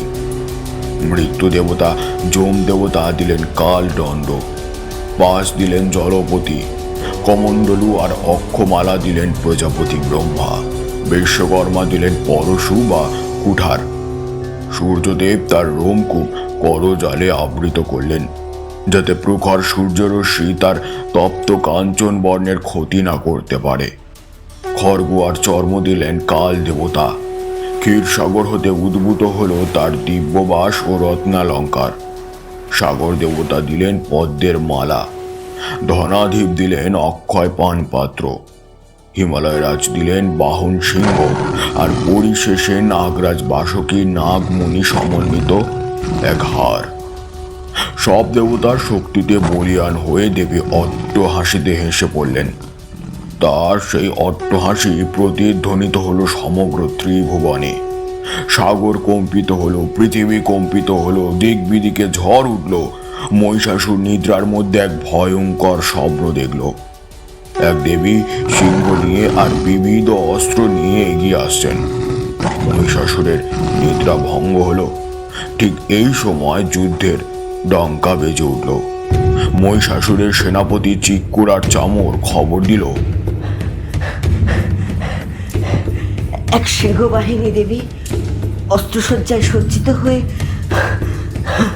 ছুটে আসছেন মহিষাসুর। হ্যাঁ হ্যাঁ হ্যাঁ, ও ঠিকই বলেছে, ও ঠিকই বলেছে। আমি এক্ষুনি দেখলাম এক সিংহবাহিনী দেবী অস্ত্রসজ্জায় সজ্জিত হয়ে ছুটে আসছে, আমাদের দিকেই ছুটে আসছে।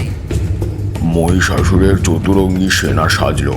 ছয় মহারথী চামর, চিক্কুর, উদগ্র, মহাহনু ও শিলোমা আর বিরালাক্ষ যুদ্ধে চলল, আর ভীষণ সমরে বীরগতি প্রাপ্ত হলো। দেবীর বাহন সিংহ চামর অসুরের মুন্ড ছেড়ে নিল। দেবীর ত্রিশূল প্রহারে উদগ্র আর তার দুই পুত্র উগ্রবীর্য আর উগ্রস্ব বধ হলো। বিরালাক্ষ দেবীর অসির আঘাতে বিনষ্ট হলো, আর স্বরের আঘাতে নিহত হলো দুর্মুখ নামক অসুর বীর। নিজের প্রিয় পার্শ্বদের মৃত্যুর সংবাদ পেয়ে অবশেষে যুদ্ধে এলো মহিষাসুর। মহিষাসুর পরম মায়াবী। সে কখনো গজরূপ, কখনো মহিষ রূপ ধরে দেবীকে তার বাহন সিংহকে ভ্রমিত করতে থাকে। দলে দলে অসুর সেনা আসছে দেখে শিবগণ প্রমথরা শঙ্খনাদ করতে করতে যুদ্ধে যোগ দিলেন। আর সেই ভীষণ যুদ্ধে কত শত যে রাক্ষস সৈন্য মারা গেল, তাদের রুদের ধারা রক্ত নদী হয়ে বয়ে গেল, আর মৃত অসুরের দেহ ধরণী অগম্যা হয়ে উঠল। এত রক্তপাত দেখে দেবী যুদ্ধবিরতি ঘোষণা করলেন। তিষ্ঠ তিষ্ঠ তিষ্ঠ ক্ষণকাল। দেবী ভেবেছিলেন আত্মীয়দের মৃত্যু দেখে হয়তো মহিষাসুরের হৃদয় পরিবর্তন আসবে, কিন্তু মহিষাসুর এই যুদ্ধবিরতিকে জয় ভেবে আনন্দে গর্জন করে উঠল।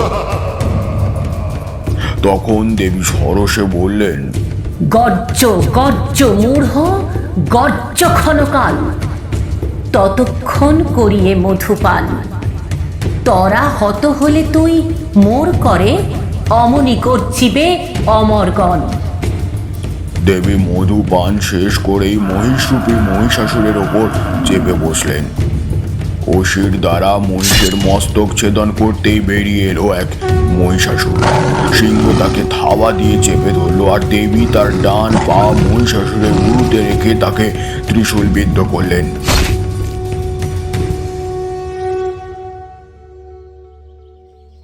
ঋষি মেধসের কাছে দেবী দুর্গার মহিষাসুর মর্দিনী রূপের মাহাত্ম্য আর বন্দনা শুনে নৃপতি সুরত আর বণিক মেধসের পায়ে হাত ঠেকালেন।